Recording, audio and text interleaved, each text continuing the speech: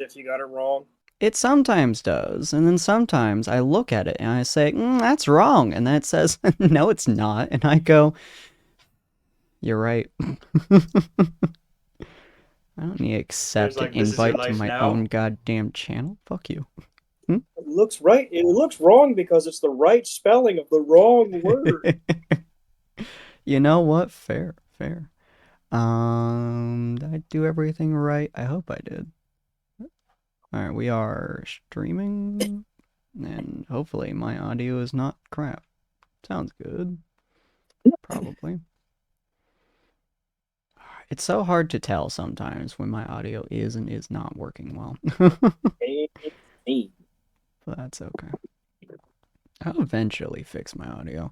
Let me turn this down because I think it's gonna be a little bit loud. There we go. You get to hear my sweet succulent voice a little bit quieter now. Alright. Hello and welcome, dear patrons, to the Tables of Tartarus, a chapter of Purgatory Corner. Today, I am your storyteller, Sinspeaks, and we are going to be continuing the tale of Tyrant's Wrath. Come on in, take a seat, and let your imagination run free. As always, we're here with Storyestry, playing Ania. We're here with Cyril, Galmar, Dakota, and Sapphire. Unfortunately, Rue is not here today, as she is feeling a little bit sick. I also Hello. have a new program thingy called Frosty Tools. So we're going to see how it works, because it basically gives a really nice Yeah, let me know. made thing. Oh Jesus! Why is your token not working properly? On. I'm Why is interested your in that. on? Oh, weird. Okay, on. I will fix that another day. It's fine. But okay, Do we're I gonna need see. to We're gonna see how this works. I don't think I modified it properly, but I do will I need to fix talk it. in chat first? No. I should just be able to type it. There we go. Match Nope, is that's the normally wrong allowed. one. Sorry. What was it? It was that was it. Oh Shout gosh. Frosty Storyestry. I also edited Why that is my one, but icon showing up? there we go. There we go. That looks much nicer. Still And though, credit. If we're a head short, I might have to pull that out today. you might have to. It's gonna be good. There we go. So that is the Frosty Tools one. It also uses my icons, but it says, "Welcome to Storyestry's library. You are a PNG tuber set around a smorgasbord of games. From the chilly choices of Frostpunk 2 to the cozy vibes of Little Witch in the Woods. They're all about that LGBTQIA plus friendly lurker welcome atmosphere. Come for the games, stay for the chat.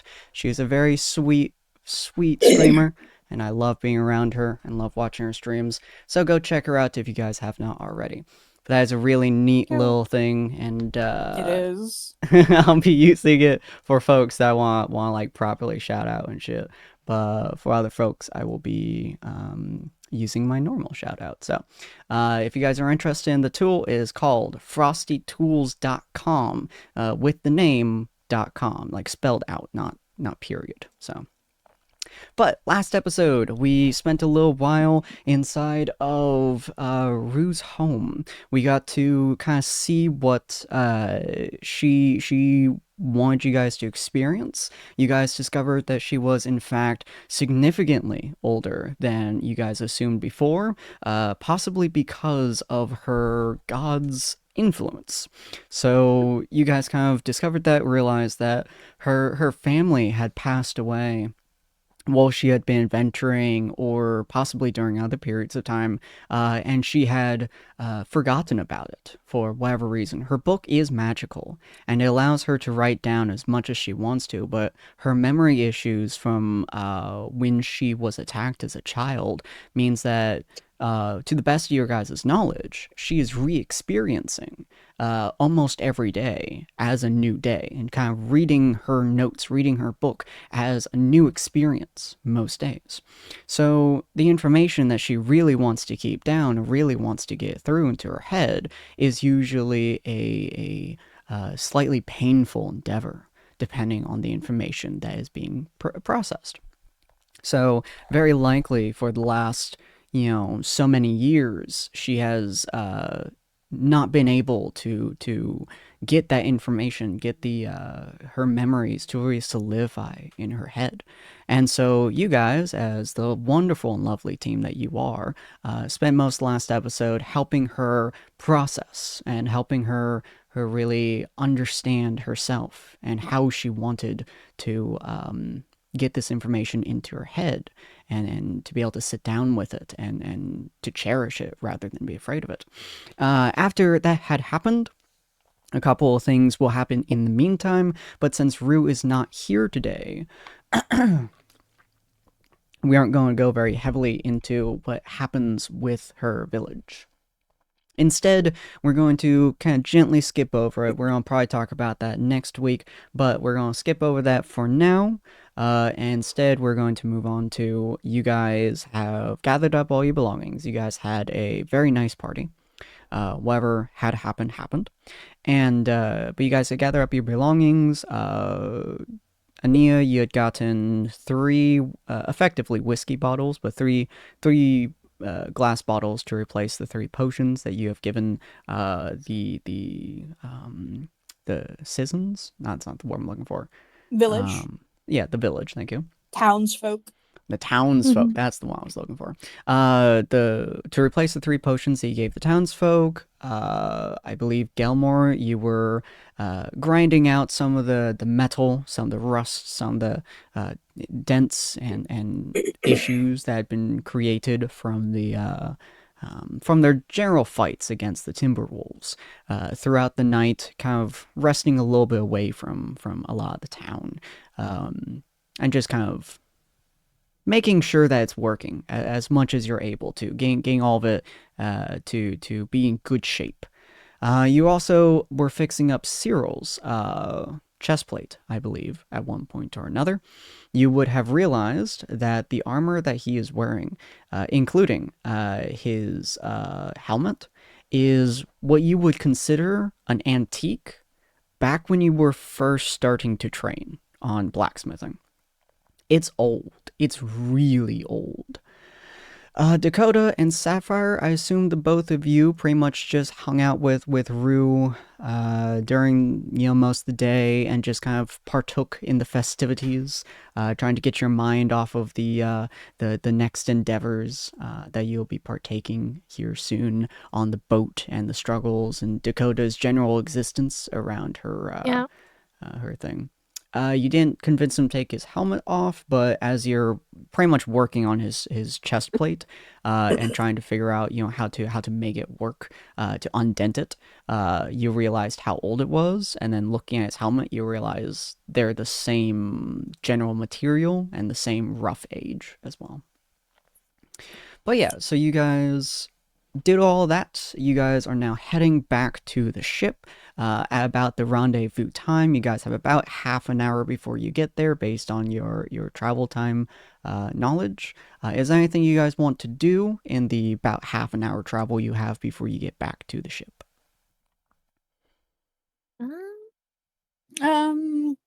Maybe a foraging check, get some more healing potion stuff.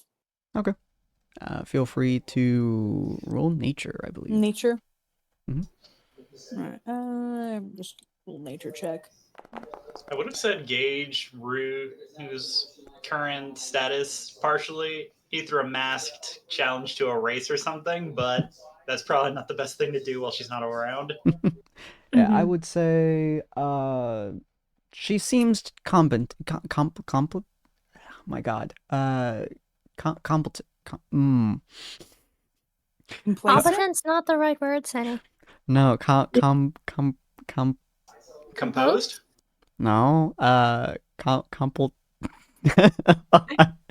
Complicated? No, Jack, was it a Think jack? Think of like a word that means similar, and I may be able to guess. In thoughts, she's thinking about it. She's Distant? Oh no, yeah, it is hard contemplating. to say. Yeah, Thank you. Yeah. God, my brain just Contemplative. wasn't having. Yeah, contemplative. Oh my god. Wow. Yeah, Oh, it is difficult. A word don't blame you. inserted here. But that's how she seems to be looking at the moment. She's just kind of ruminating about things and just trying to kind of generally just kind of thinking and a little bit distancing herself from the party. That is new for her. Mm-hmm. Still, I think I'd probably I was about to say brush off, but that doesn't sound right here either. Honestly speaking, I think that's enough to just accept the silence as a reasonable no. She's been through a lot lately. I'm not going to think too hard about this. That's fair. That's fair. Okay. Anyone else? Doing With anything on the half hour? with a 19, I will also say you've gotten probably enough ingredients to make like 2 more potions. Hooray! Sapphire, is there anything you want to do in the next about half an hour before you get to the boat, or are you focused on getting to the boat? Focus on getting to the boat. Okay, cool. Dakota's Sarah? probably Dakota's probably going to follow behind Ania and help with the berries thing. And also just make sure she hasn't dropped the book. I have a bag of holding. You never know. Might have gotten mixed up with all your stuff. You don't want to get Mhm. berry juice on it. You know? I would have liked The to worst give thing him that could happen is if the bag man pops up out of it, and I don't think The Sten's gonna bag do man. that. There we I go. would like to give the book to Sapphire at some point without Dakota having noticed. I would have liked to have already done that. Okay, should I make like a deception check? Let's see. Dakota, is there any time you wouldn't have been around Sapphire or Ania in the last couple days? I don't think so. You know, I mean, Dakota tends to travel like behind anyone, so I don't know, maybe he was hanging out with Cyril or stalking the bakery or checking on Fair. Rue, that sort of thing. Okay, so yeah, there would definitely have been time for you to give Sapphire the book at some point in the last couple of days. Okay, Sapphire has the book, and Ania's not going to let Dakota know that unless Dakota asks or Sapphire tells him. Fair, very fair, very fair. All right. And Cyril, is there anything you want to do in the next about half an hour? Now is the time that I spring my trap and turn on the team. Oh God! No, I'm good. You fell into my trap car. You fell into my trap card. All right. So you guys get back onto the ship. Elmar will gladly indulge you. What's up? I mean, if you want to spark, Elmar will gladly indulge you. No. Very fair. So you guys get back onto the ship, and Eloria, I believe her name was. I don't know why I just don't have my list of names right next to me, but whatever. Actually, you know what? I have an entire file dedicated to every single name of every single NPC that I have in this entire world. Why do I not have that open right now? Aloria. Eloria. You should have like so- a report board with just a big old list of names for today's session. Just remind me to send you my my thing at some point. Oh, I don't even have her name on my world list of names. I'm funny. I'm funny, guys. Okay, I got Eloria. Windrider. Yeah. So, you guys get back, and Eloria, she kept her promise. She has the boat pretty much exactly where she had it earlier. And as you guys fall onto the boat, they get all their supplies onto it, and everyone. It's an incredibly smooth system. Like you very rarely have been on boats. You very rarely been on anything that requires more than general foot travel or with oxen or horses or whatever have you. So it's really a majestic sight to see, like all these like 12 or 13 crew members all working like a well-oiled machine, just like forcing the boat into the pattern it should be going on to. And it's honestly a stunning sight. It's really cool. Let me pull up the world map real quick. Nia There we go. passes out the pastries. Oh, they greatly appreciate that. Let Mhm. me get rid of this measurement here real quick. Whichever one I put on. Hey, Wazzy, good to see you, my friend. I don't recall which tool I put this on, so that's annoying, but whatever. Maybe it was this. Is it drawing? It is a drawing. There we go. Okay. So you guys are more or less, actually I probably should have kept that, but whatever. You guys are more or less on this fork in the road. It takes you guys a few days to get through this river. It's a kind of annoying river for the most part. So it's you guys can see it's probably like a 2-mile wide river. It's not a particularly large one. It's kind of annoying to traverse just because the winding that's going through. I believe that the only person who had seasickness was, funny enough, Sapphire, if I recall correctly. Yeah. So as you guys are going through the boat, Sapphire, feel free to roll me a Constitution saving throw. We'll do that. Constitution saving throw. As you are winding the road. It does get a lot faster every now and again, and a hell of a lot slower as well sometimes. Wee. Maybe she got her I keep forgetting. legs. I keep forgetting it gives me credit for the entire token, for the love of God. What the heck? You're fine. Would cure wounds or a good berry help with seasickness? I don't think so. Okay. You're on your own. Yeah, I think lesser I imagine restoration lesser would be. Yeah. Yeah. I'll need to find that at Wow. some point. All right. Oh wait, I do have it.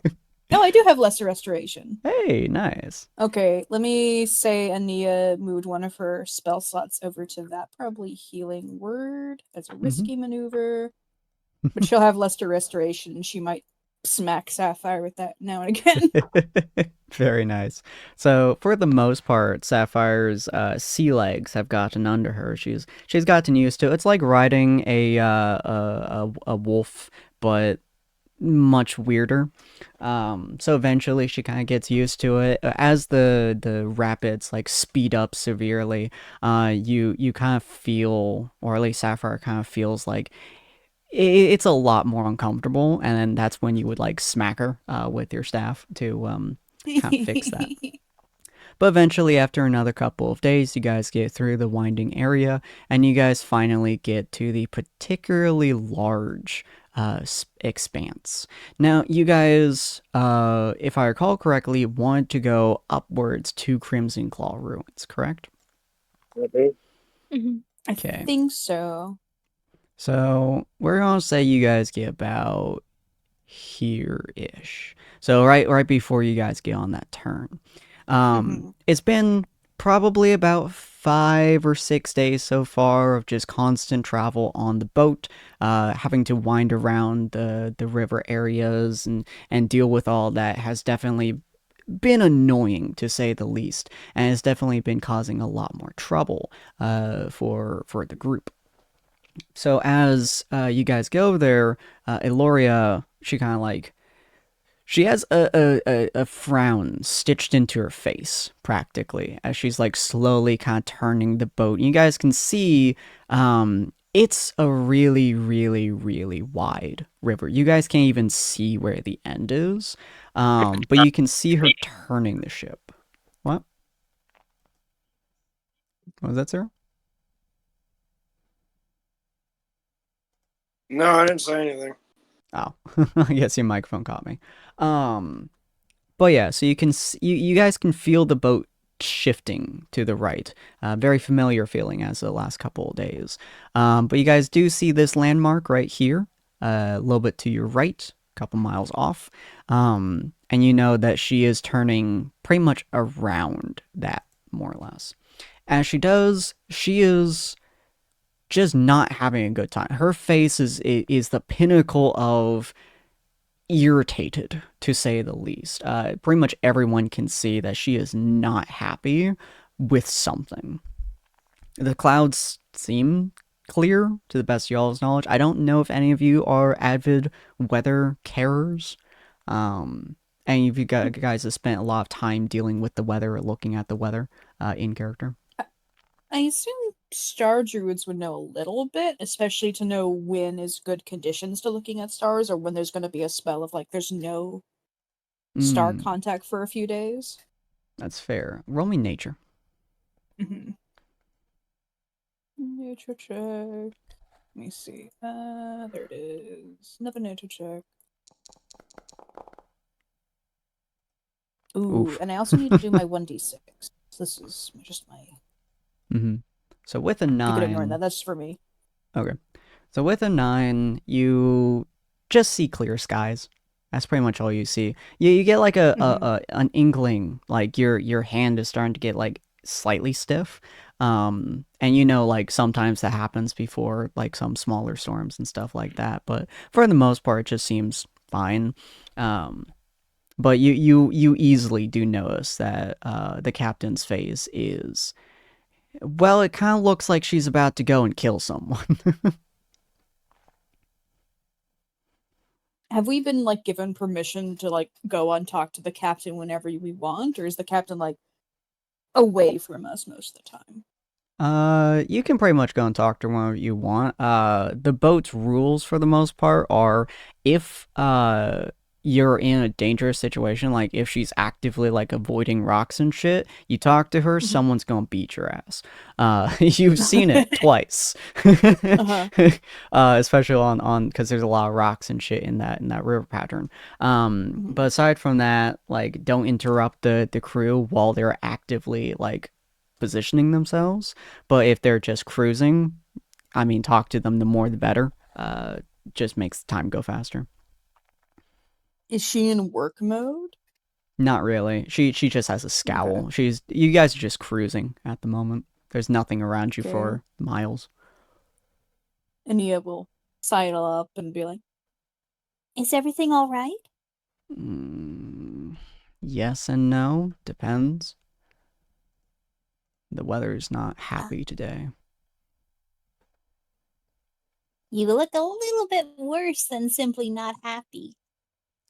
Well, how old are you, kid? Oh, 1 second, I gotta remember. Yeah, okay. Oh, I'm in my 60s, but that's still a child for elfin kind. Indeed. Have you ever experienced, well, we call them on the seas savage storms? Considering you're so far inland, probably not. I mean, you've probably experienced some of it, but not to the degree she's asking. No, I've only been on a boat like this, only really once, and that was when I was very, very young.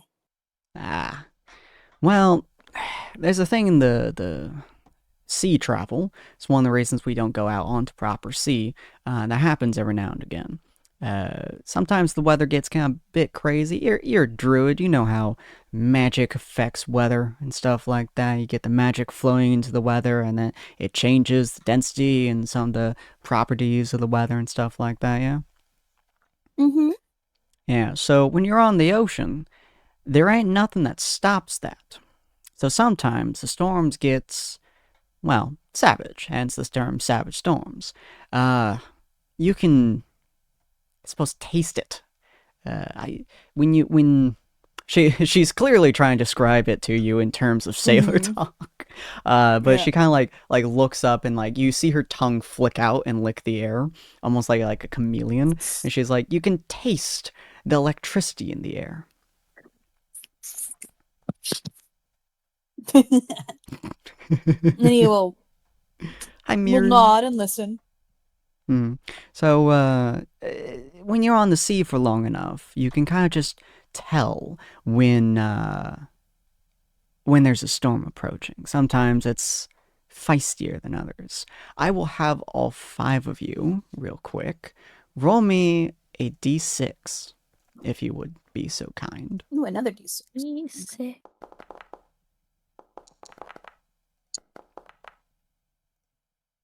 Ooh, this is gonna be fun. Wow. Okay, I wasn't expecting that. All right, well, one change. Okay, wait. Oliver, Story. Oh, Story rolled twice.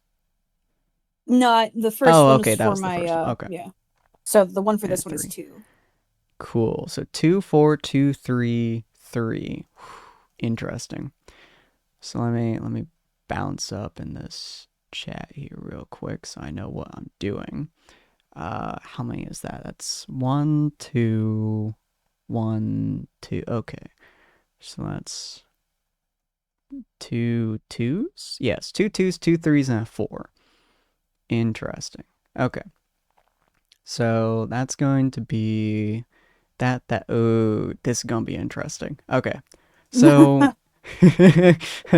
trust me, I'm doing some like fancy math here. So as she says that, and she starts looking around and she goes, you can taste the electric, and like she stops for a second.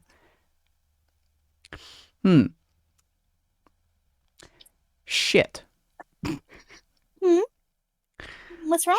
She immediately like goes to her thing and like taps the wheel and then shouts, "Lock 'em down, boys!" Like she Okay, yells that shit out real hard. It's loud enough that Nia like no longer huh? Nia no longer bothers her. You can all feel like a shift as like every person on the crew looks up towards her, and then they all like clap their chest, like they slam their fist in their chest, and the sound echoes. It's a rumbling echo, and then she like looks over to you as you can see her like move a couple things on the steering wheel, like locking it kind of into place. So has your crew ever dealt with a severely savage storm before? Well, no, I don't think we've ever been on the sea before. And she sounds Cool. perfectly happy still. Cool. Do you know what to do if a boat catches fire? Do you put it out? Yeah. You know what happens when lightning strikes a boat? Oh, I bet the whole thing catches fire and burns from the inside, just like trees do. Yeah. So we'll be inside, working on stuff. Next couple days gonna be kind of rough. I'd suggest you and your crew kind of discuss stuff. We're going to have a really bad storm. Really, really bad. She kind of gestures out to the distance, and you can see in the very far distance, like on the horizon line, there is a red cloud in the distance. Oh. It's a very large red cloud. She goes, that means that somebody had a real bad time with the clouds, with the magic in the air. Something bad is about to go down. We don't really experience it very often. When we do, it usually means that we get a couple of things that happen. One, we stop the ship. So she kind of looks at it and she calls up, "Oi, Rooster!" And you like see a gnome like pop his head out the crow's nest, and like he flips himself like off the crow's nest. It's like hanging off of one of the ropes. Yeah? She's like, "Scale 1 to 10, how bad?" And he goes, "Fuck!" She goes, "All right, cool. So about a couple of days from now, we're going to hunker down the hatches and just try and make sure the boat doesn't explode. So we'll all be down there. We also aren't fighters, and almost every time we've had one of these savage storms, some fuckaroo McChicklehead decides to come on by and piss on our shit. That's why we have you guys." Understood. I'll make sure the others know. Good. Oh, and do let them know if they're wearing anything that is heavy duty metal. They're just gonna be a lightning rod. So be prepared. Understood. All right. She goes and turns back to her wheel. Burn down those hatches, motherfuckers! And like everyone just starts rushing. Ania will go find the others and round them up so she doesn't have to say the same thing 5 times. Fair enough. Fair enough. And she'll continue like, Oh, well, the captain says there's going to be quite a bad storm in a few days. It's a red storm. It's that thin line of red on the clouds you can see. It's like a magic storm. And they're going to be all under the ship. Well, not under the ship, but, inside the ship. Under the deck. And she says we might get attacked. And also that any metal armor might be a lightning rod. Dang. Delmar just like stares down at his gauntlet, and back is the man of steel, a great axe on his back. So should we be should we be on deck or should we be below deck? She seemed to imply we'll probably be attacked. I'm not sure if we're expected to be on deck. I assume our job is to make sure they don't mess with the ship, though. So if we get attacked, we probably don't want them going into the deck. We can double check with the captain later. It's going to be a few days at least. I'm just staring at Cyril's helmet.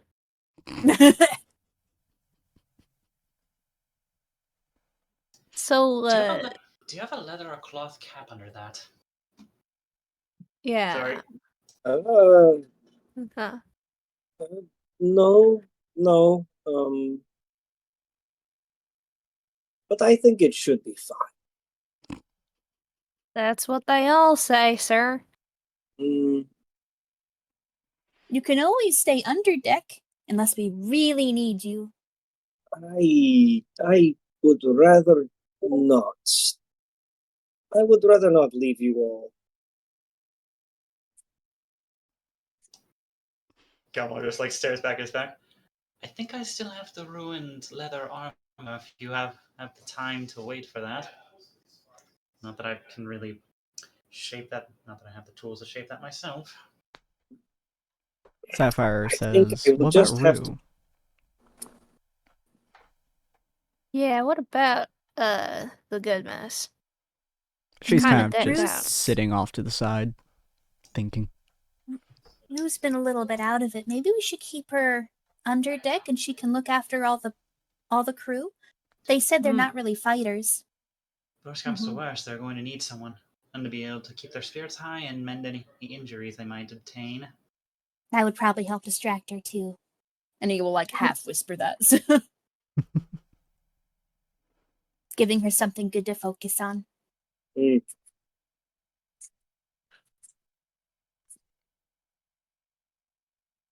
She's quite.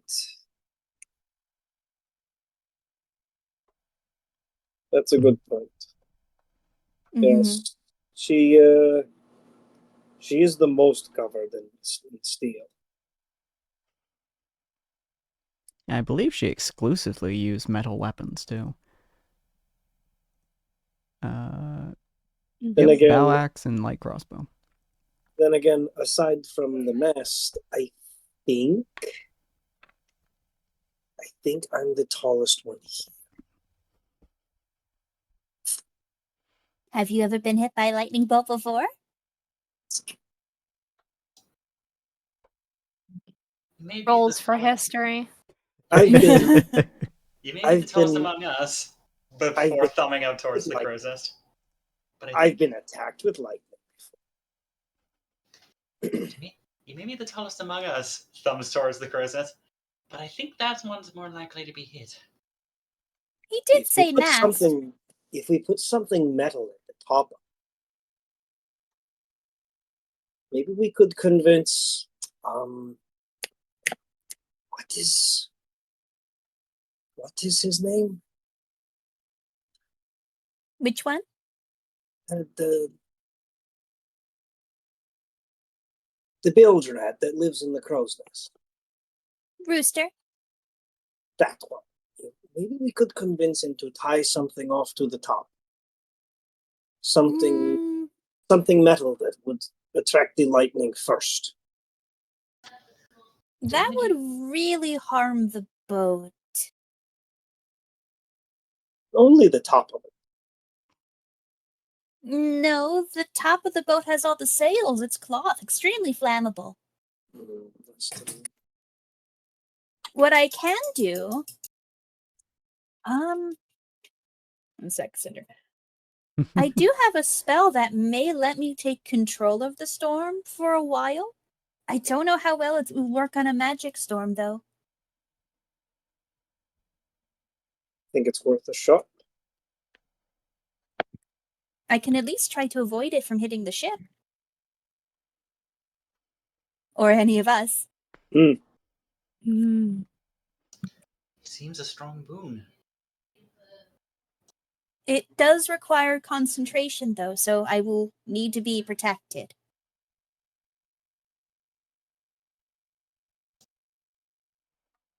Perhaps I if can see what I can do in that regard. Perhaps if I wear some form of insulation on my feet. But we aren't on the ground, we're on a boat. Right. I'm on a boat. And... I'm on a boat. I still stand by using the tattered leather armor as inner lining. Inside of my helm. Sapphire, aren't your swords made of metal too?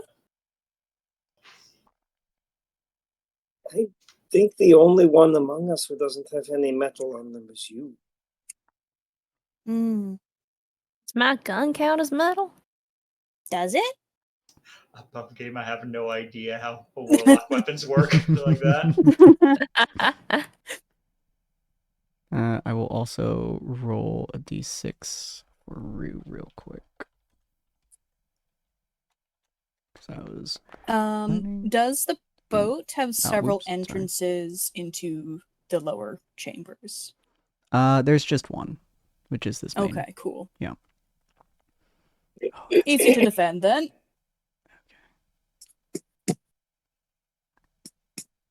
Nice. Okay. Ignore the near roll that's supposed to be for Rue. Got it. There we go. I'm gonna ignore it. Separate a little bit from you. Okay. So this is gonna be very fun. Alright. So you guys are what's your kind of plan at the moment? You guys have a couple of days. Rue, they're pretty much having her just come down below essentially, and is going to have her watch over pretty much all the folks down there alongside Hammerdown.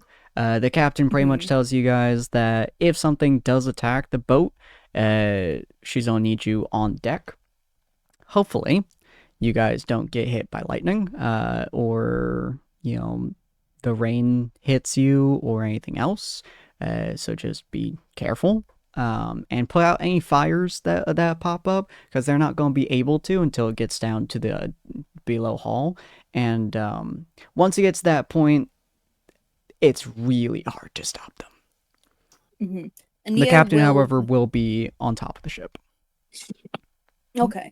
Ania will say that she does have a spell that may let her, if not control the storm, at least have some influence over it. So she may be able to get the lightning to avoid hitting the ship. But since it's magical in nature, she's not totally sure. She had never tried it before. In the meantime, do you have any empty buckets you might be able to spare should something happen? We have a couple of them scattered around the ship. You see there are plenty of them around the area.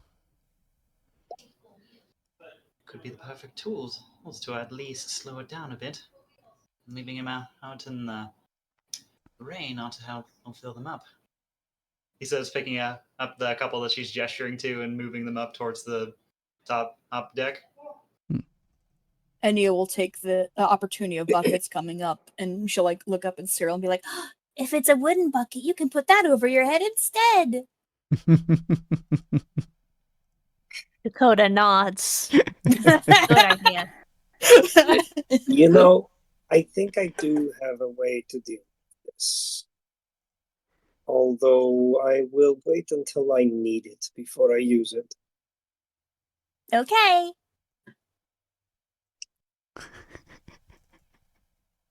I will request, once we get the plan sorted, I do want a little bit of time just to check over my spells to see which ones Anya would pick. Mm-hmm. Now that she has more information. Not a problem. Yeah, you're welcome to look over your spells. It's going to be another day. So Let me go do that. Yeah, there we go. Have her facing the right direction. So I've never done concentration stuff before. Mhm. How does it work So exactly? generally speaking, with concentration, you use the spell. The concentration usually has a time period, usually between, I think, 1 minute, 10 minutes, an hour to multiple hours. If you don't get hit, it just lasts until that period of time ends. If you do get hit, you have to roll a con save, DC 10, or I believe the amount of damage you took. Whichever It's half the amount of damage you took, whichever is is higher. Okay. And can you cast multiple concentrations at once? You can only cast one concentration, but you can cast multiple spells, even if one of them is concentration. Okay, so I can cast any other spell as long as it's not a con. Yeah. Concentration one. Okay. Let me go ahead and look up my spells really quick. Not a problem. In addition to what Sin was saying there, you can, in fact, end the concentration of your spells willingly at any time, including if it's not your turn, for no action. Haste is my favorite one to end on. It's very funny. But as the the day passes and such, and the thing starts to get closer, you guys can see the red cloud kind of coming in a lot faster, I suppose. You guys can literally taste the fire in the air, as well as the lightning, the crackling of static in the air. Both of them start to kind of float in the air. And fun little thing that I'm going to be doing here. Hold on a second. Let's see. Does this look good to you guys? Let's see. Do I need to up? Maybe I need to up the scale. Is it working? Game, can you work? You can do it. I believe in you. I have total faith in this. Huh. Okay, it's supposed to be showing, but it's not. You know what if I...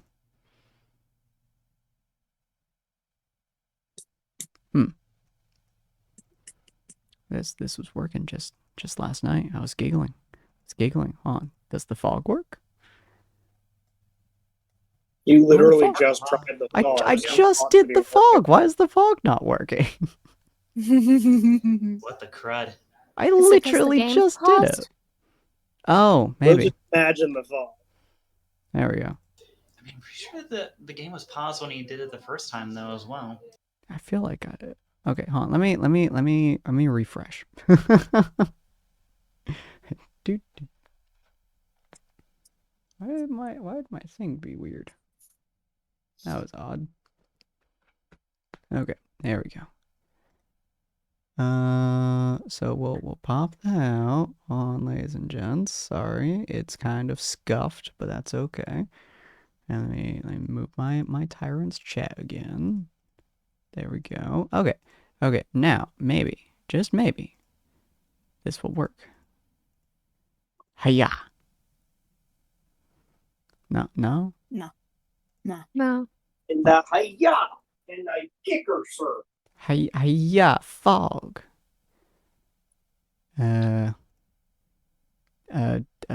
Other fog. Okay, the other fog is working. Why is my Ooh, it's fog not working, eh? working?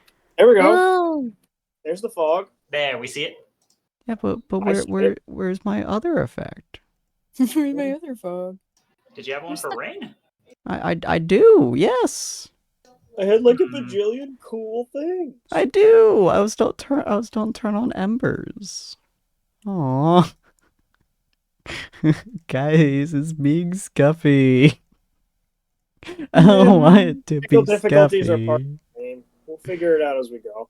I don't want it to be scuffy. Just let me have my rain in peace. Okay, what if? Andre, What stop being if? mean to me. I'm like 25. I'm really freaking trying. Like, but somebody installed What if Bonzi I Buddy go onto my over hard drive. here and I turn that on? No, it's not. It's not Well- working. Is it working? no. Oh, okay. Well, if I go back to here, okay. Here on Foundry, you too can get things in practice you'll never get when you need them.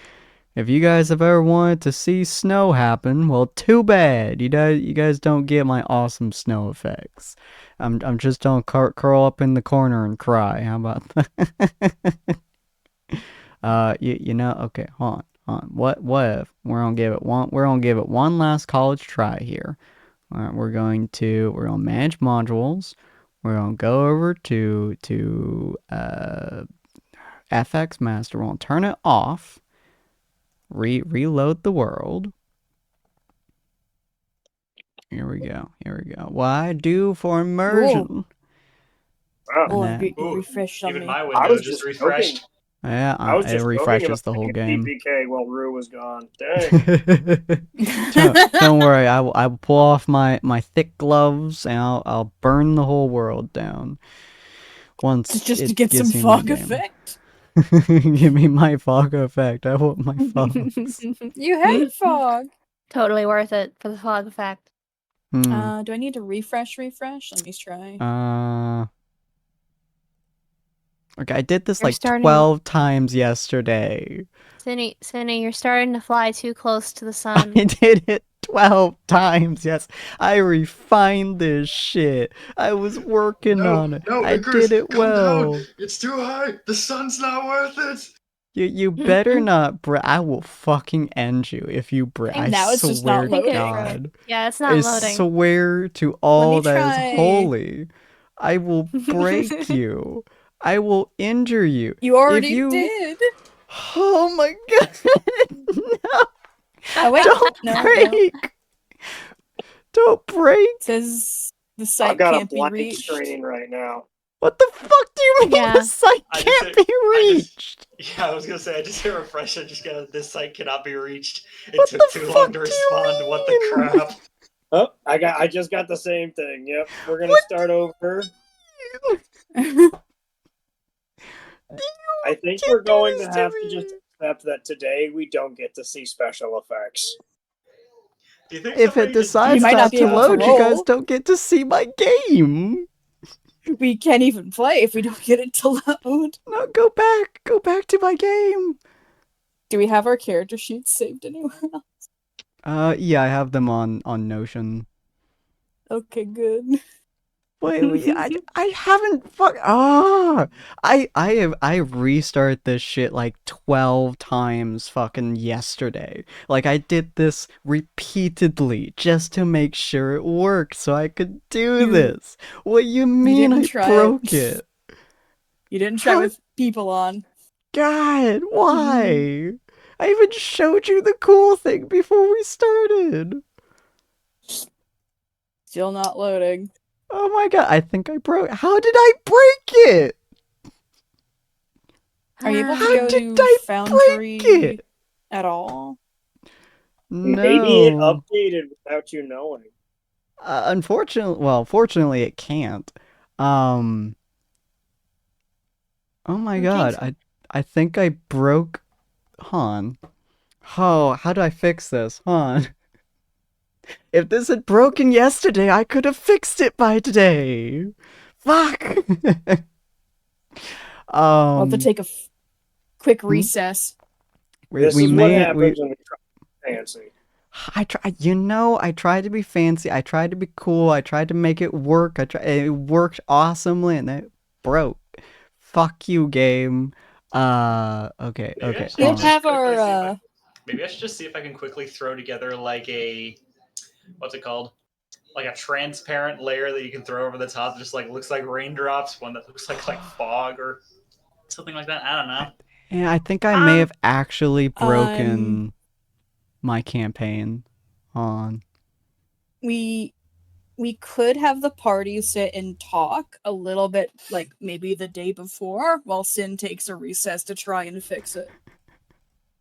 I don't know how I broke it is the problem. I think it would be good to not refresh the page over and over as well. Yeah, I don't know agreed. how.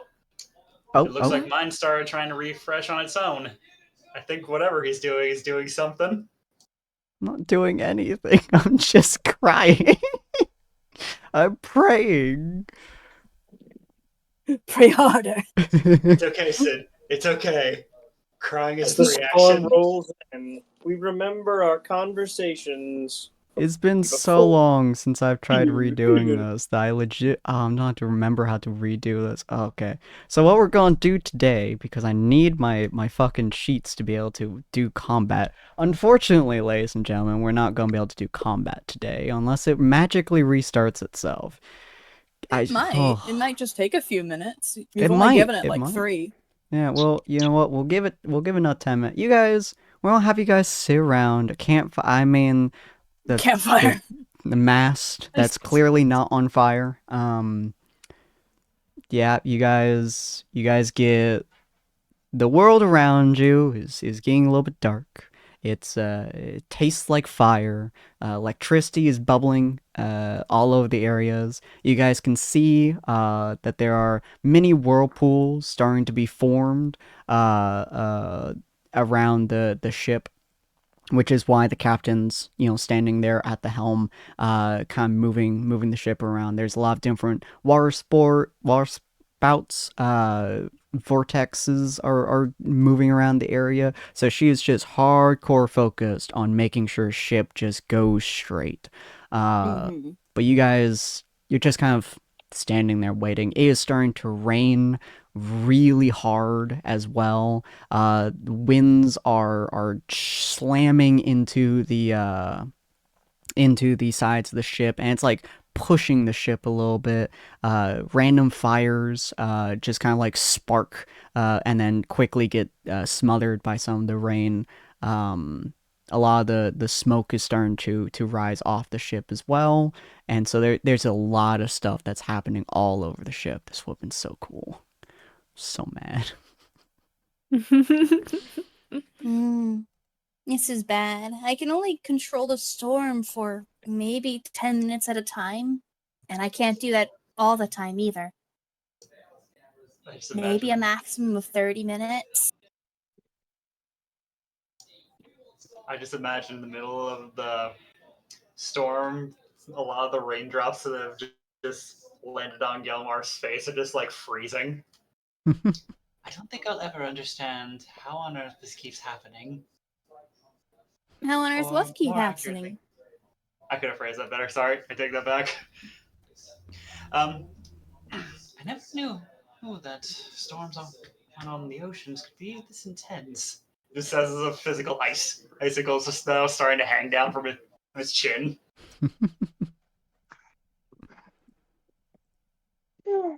You know, Gelmar, you look good with a beard. Maybe you should try. Do your kind grow beards? What is a beard? There's no way you don't know what a beard is. Actually, yeah. That's, you mean those? Every single dwarf has huge, those huge clumps of fur on someone's face? I never did understand. Yes. I No. guess they just know it as more hair. Not really. Not really, we don't. No? I've seen some dragonborns that have like the scales on their chins. The big ones. Oh, the horns? Yes. Those are kind of like dragonborn beards. I suppose in a way. I think I used to know one that had weird, like, tendrils hanging off of his chin. Like Indeed. whiskers? I've never seen that before. I don't know if you would call them whiskers, but I suppose, yes. Like catfish. You mean Yes. frills? Yes, but on his chin. And two of them coming out from the front of his nose and a very long mustache-looking thing. Dakota kind of like reaches up to his chin, like silently debating how that would look on him. I can't say I've ever encountered a dragonborn with those features. Dakota's thinking about getting a mustache. No, I'm not. Yes, you are. Would it look cool? Do it. You would look a little bit evil. How does one simply grow a mustache? You don't have to grow one.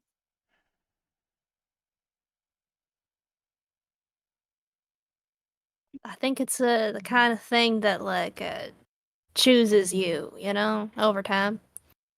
Or you can just Mm, paste one on. Fair.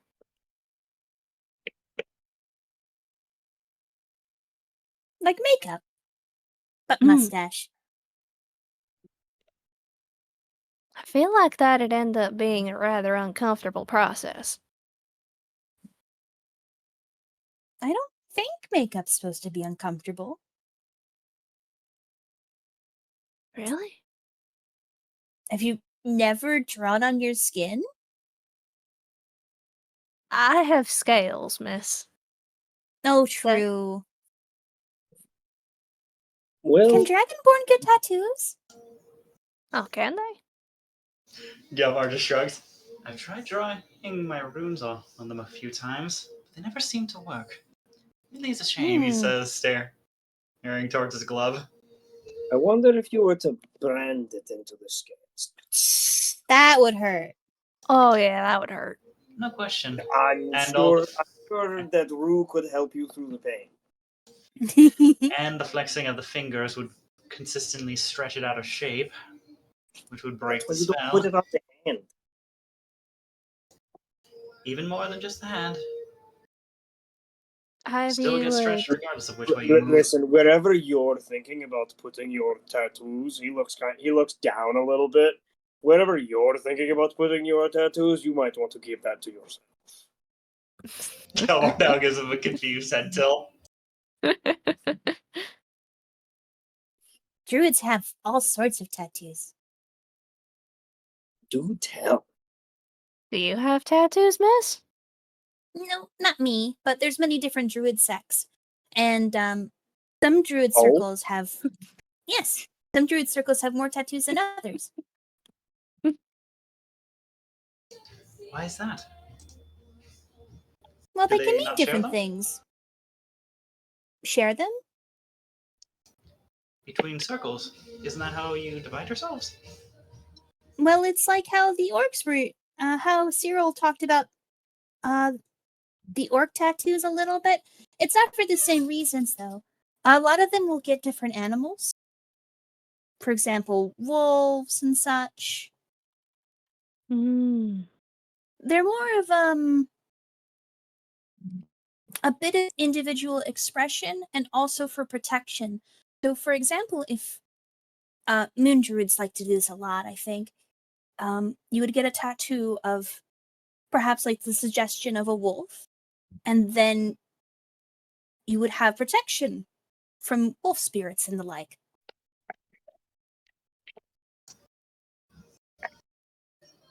Are there Some that many druids will spirits also one needs just protection from? no, the spirits give you protection. Oh, The only druid tattoos I remember seeing were painted whorls. And voice kind of just trails off. Mm-hmm. They can mean different things, and different circles have different relationships with tattoos and such. I don't need my tattoos. My freckles already look like stars. Hold. Hmm? Guys, I think I'm getting back in. It's back. It's back. Oh my god. Oh my god. I was it's legitimately back! going through the full process of like, I'll just redo this entire thing just to set it It's back alive! up. See, I told you talking was a good idea. I love it. It works so well. Still just Thank getting you. a black screen, but maybe it's still loading. Yeah. Yeah, Give it a little it's bit. Don't put loading, too much so. pressure on it. Oh, I Yeah. see loading. I see the names of the locations. Hell yeah. Careful, it We're might get here. Don't embarrassed. put too much pressure. Boundary anvil so far. No, I can already see the ship. I'm in. Oh yeah. Well, I'm in. I'm not Hyper in voice. yet, but that is a good sign. Yeah. All right. Whew, we did it, guys. I was Not in yet. legitimately going through the process of Oh, dang it! reinstalling it to see if I could make Okay, it. now So don't do what you did before to break it. Yeah, no special effects today. I Sorry. can at least do one special effect. I can do the overall fog. It just won't let me do my fucking. Oh wait, no, because I removed the module. That's right. Well, we'll try it next time. We can tool around with that and get it working for next session. Yeah, it's fine. Before we can, It's not like the other players see the map anyway. Before we continue, Dakota hears in his head, you should absolutely wake up in the morning with some sort of dragonborn version of a beard. And Dakota's gonna be like, why are you asking me that? Why are you telling me that? Also, it's back up Sapphire. He looks over at Cyril with like confusion and concern before he like reaches back up and be like, that could look kind of cool actually. And Cyril's just looking at him, nodding. It would All look right. cool. It would. Whew. All right. Well, thank you all the viewers who stuck by us in this troubling times of peril and listened to the glorious folks' voice, communicating with one another. It's shockingly rare in D&D parties to have the full party talk to each other. Really is unfortunate. I'm very good at it. It's very nice. I gotta admit, it's pretty cool to have an RP heavy group. I know, right? So I'm just sitting here sweating, recognizing I'm probably the least active in the group. you're fine. No, I think that's me. Sapphire just holding up a white flag, just going, hi. We're gonna have like a 10-episode arc that's gonna be solely focused on Sapphire at some point. Yeah, gotta make Sapphire talk the most. Interaction out at once. All right, so as you guys are talking with one another and talking about your dragonborn beards of scaly powers, you guys hear a massive thunder crack. Unfortunately, I can't do my awesome visual effects, but I can do my audio effects because I know that shit works. Fuck that's on you, Discord. world. We'll see how loud this is for the viewers. So.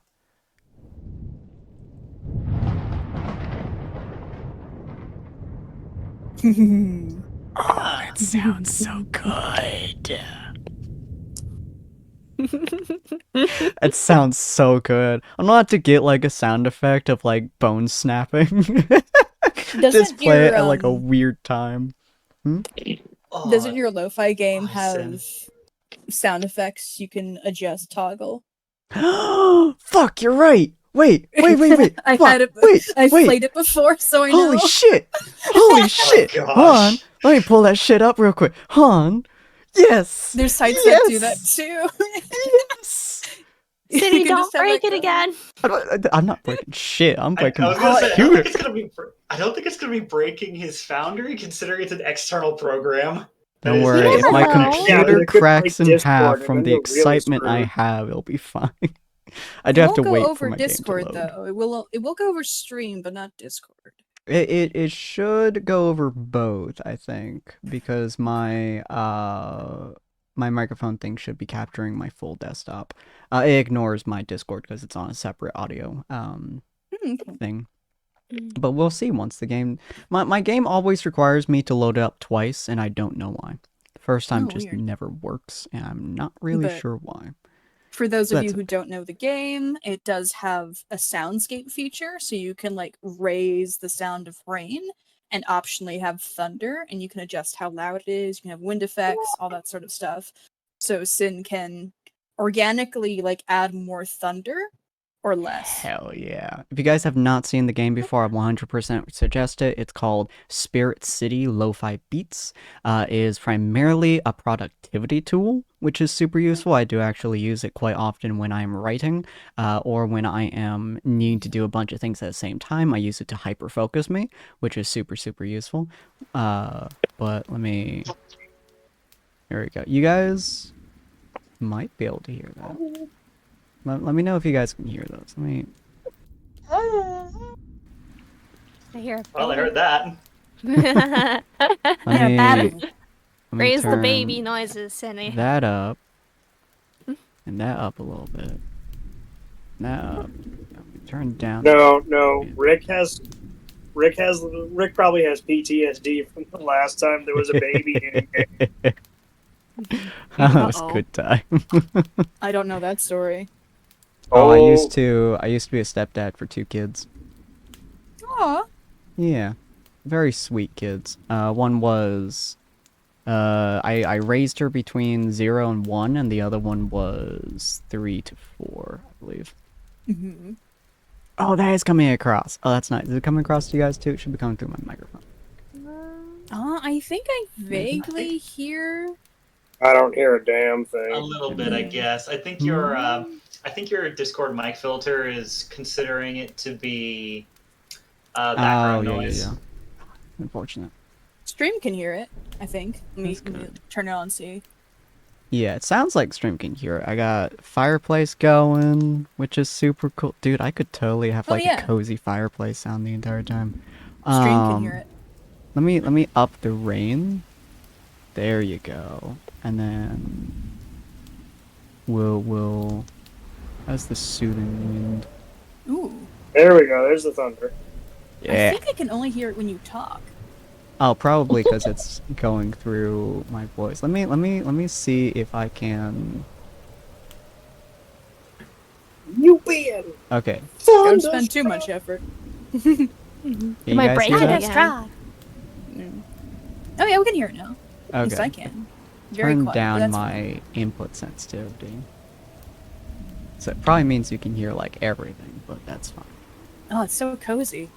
I know, right? Let me turn that up.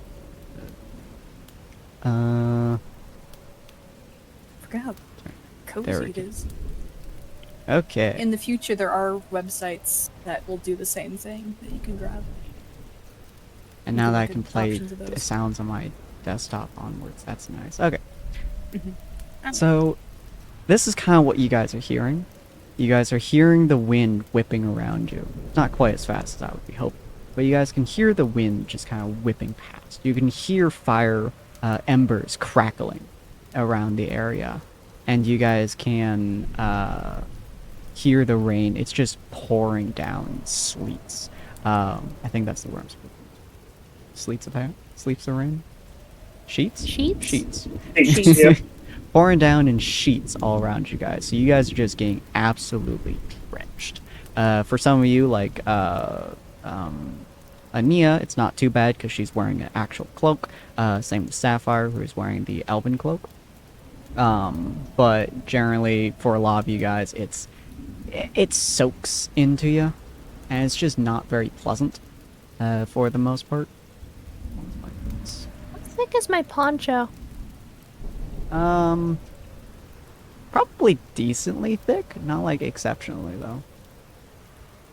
Moist I think it's more for Dakota. desert wear. Yeah, Yeah, so it's probably getting moist Dakota. pretty drenched, I would say. She got a hat. She got a hat. But yeah, so the rain is just pouring down. I would say Gelmar is probably the one who's taking the most beating from the rain, because I don't think you're Becomes wearing. a popsicle. Considering a low enough body temperature that the water just straight up freezing on his form. Now, I will say it is a really weird experience to see, because around you guys, it's hot. The rain is kind of mixing with the embers, so it is kind of burning a little bit. But around Gelmar, it's cold. It's a really weird juxtaposition between all that. And Nia, who usually hides behind Cyril, is now positioning herself near Gelmar, where he's taking the brunt of the rain, and she's in the cool, like, shade of it, unabashedly. Very fair. Alright. The captain looks over at the group. She's gonna be a non-combatant for this, just for future reference, but she looks over at the group, and she just kind of goes, alright, if I let go of this steering wheel, we'll die. So, there will be nothing that will get me off this wheel. And you guys can tell from the vast amount of whirlpools in front of you, yeah, she's probably right. Yeesh. Sounds this trail was even more precarious than you had explained. Well, normally we don't have storms like this. Sometimes we have thunderstrikes, sometimes we have wind, but we ain't never really had something this bad. This is mostly on the open seas. Something's been moving closer to us, and I don't like it.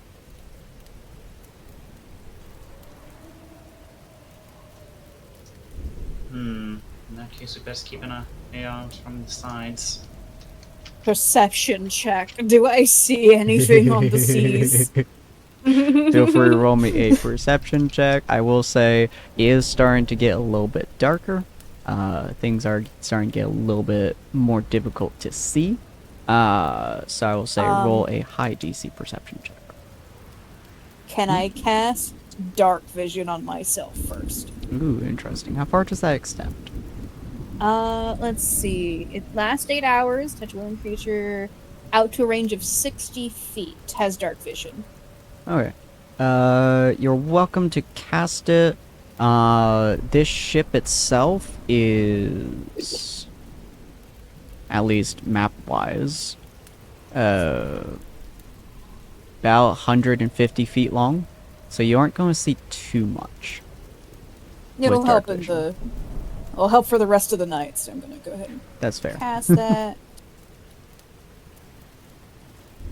So, cast that, I have dark vision now, and then perception. And that's just a normal perception roll? Yeah, just normal perception. Or is that a low one?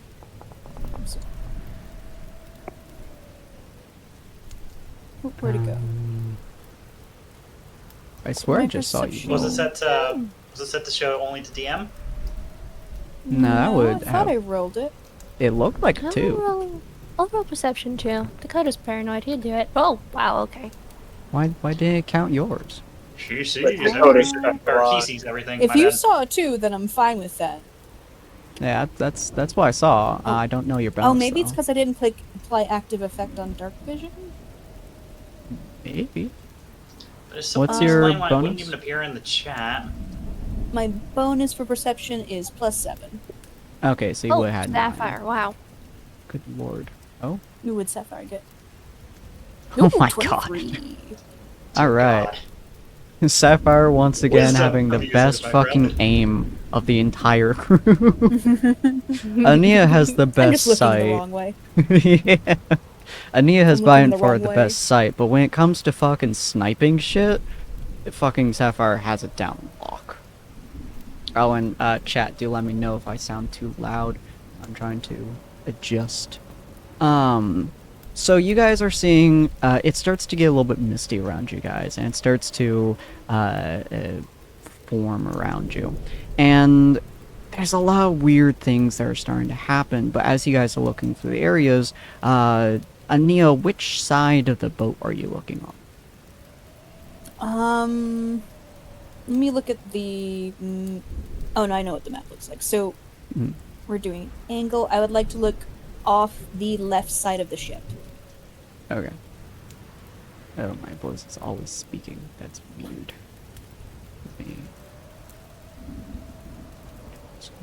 You want to look off the left side? Yeah. Okay. So on the left side of the ship, you see there's a lot less of the storm over there because obviously it's coming over from the front, so the right side of the ship.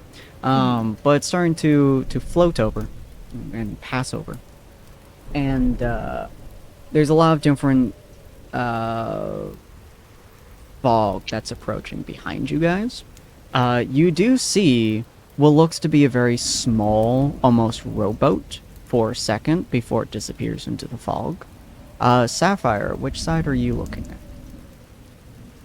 I'll be turning off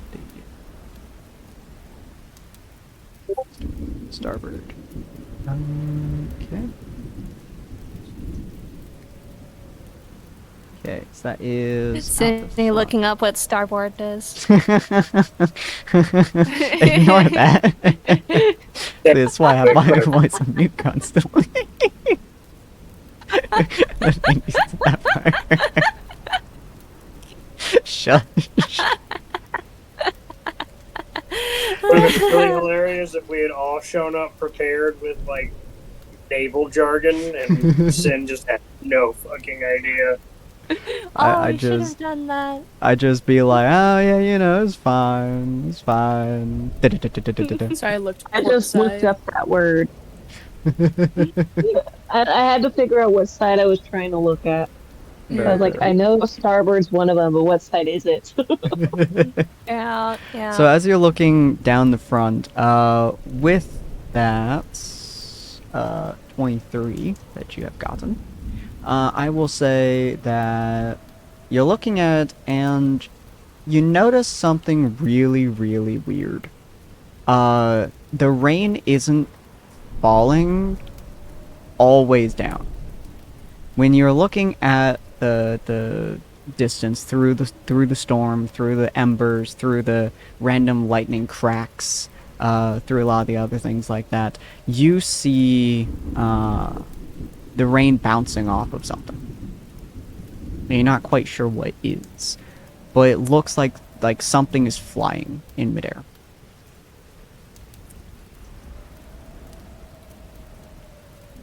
Is this the Terraria Blood Moon, Cindy? Is this what's happening right now? Terraria what? I'll turn off my game because it's starting to. The Terraria Blood Moon? I'll 100% understand the concept. What?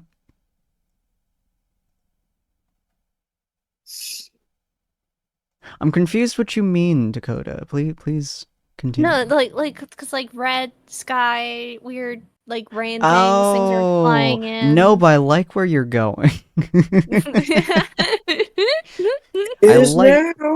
I like the concept you're going with there. But so far, no, the moon is not red. It's just the sky is red. Aww. You guys can't see the moon. Furiously, you guys are underleveled and overfucked. Time to get fucked. Okay. But yeah, you do see, Sapphire, that something is in the sky. And then it's gone. Something is floating.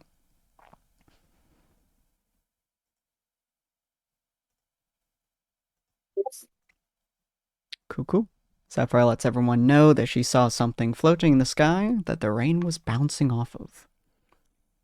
In the sky? Is there some kind of invisible thing or something? Does anyone have anything for that? Whatever it is, it can't be good. Don't know why we'd be flying in a storm, though. Nia's trying to look at the sky. Hey, you said that this storm came from magical means, right? He says, looking towards Nia. Well, the storm is a product of, I guess, if my understanding is correct, it would be sort of like if someone uses a lot of magic, that excess magic has to go somewhere, and so it influences weather patterns. And sometimes, if all the magic that everyone uses gets swept up in one direction, this happens. And Sin, if that is correct. Sounds about right. Yeah. Okay, yeah. And you all do see that, as you guys are mentioning, magic kind of being used, the captain's face does scowl even more. So it's less so that someone is doing it on purpose, and more that it's a weather anomaly. Well, I suppose I can't decide if that's better or worse than what I expected, he said, as stepping back but still keeping at least one eye over the port side of the ship that he was at. And I will say, everyone roll initiative for me, if you would. okay. Before that, Mm-hmm. before that, I was going to cast Shield of Faith on myself, Ooh, okay. and you'll all notice, like, this is basically what he was talking about doing. He's going to take and tap himself with his own glaive, and from like the roots of the antlers, these thorny vines are going to grow and cover his entire body. And Ooh, basically, it's a whole other layer of armor. very nice. Let's see. Initiative 10. Yeah, I think that should do quite well.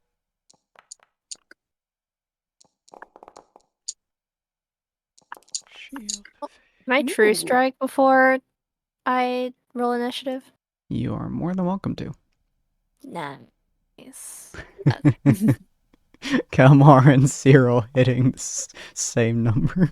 Oh my god. Means we get to do combo Sapphire moves. is 18. Nice. Sapphire. There you are. 18. Nice. I don't recall her initiative bonus, but that's fine. I can take a peek. Mine says +3. Okay. The fastest. The On point. fastest. Prepared. 16. Where did she go? There you go. Oh, nope. I don't want to change her name. Whoops. Sapphire. 18.16. Alright. She'll probably be the fastest out of all y'all. Now, hopefully, I'm just gonna do some private rolls here, which I believe the chat will be able to see, question mark. Yes. Alright, cool. So, don't worry about that.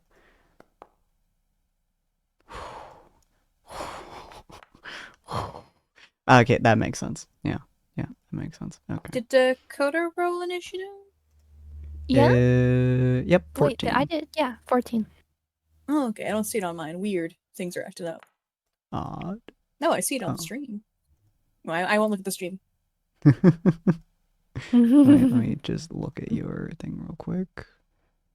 Go into the second tab real quick, Anil. I see Dakota's results Second tab? on the battle tab, yes. Second tab? Oh, right here.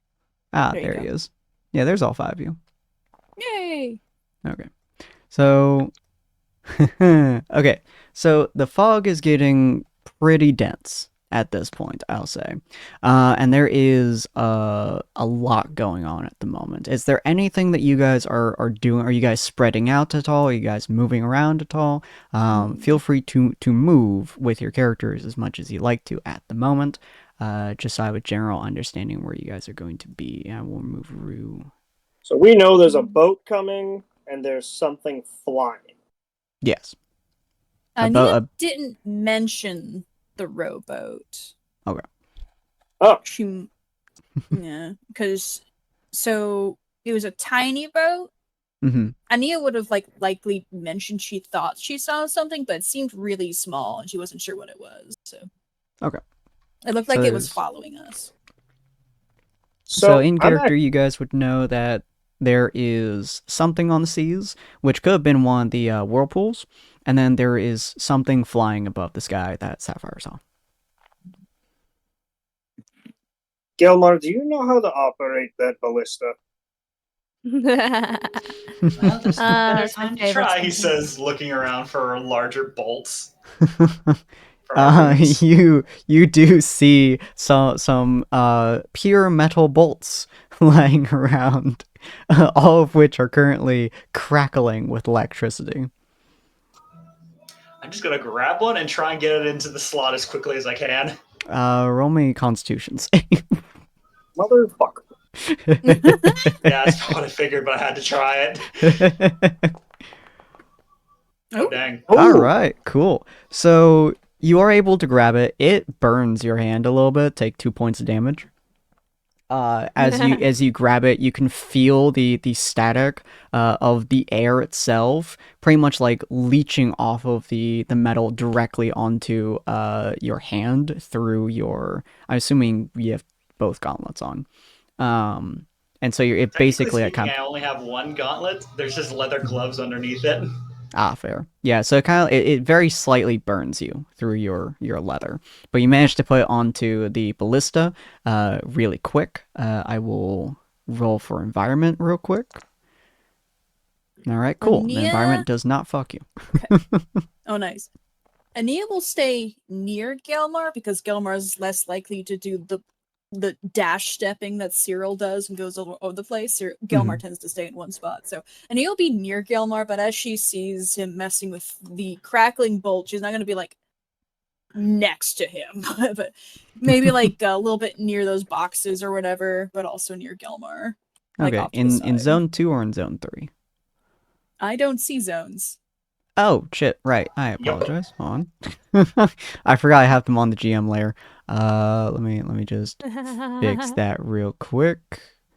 I have to individually do it, don't I? Yeah, I do. Okay. Do.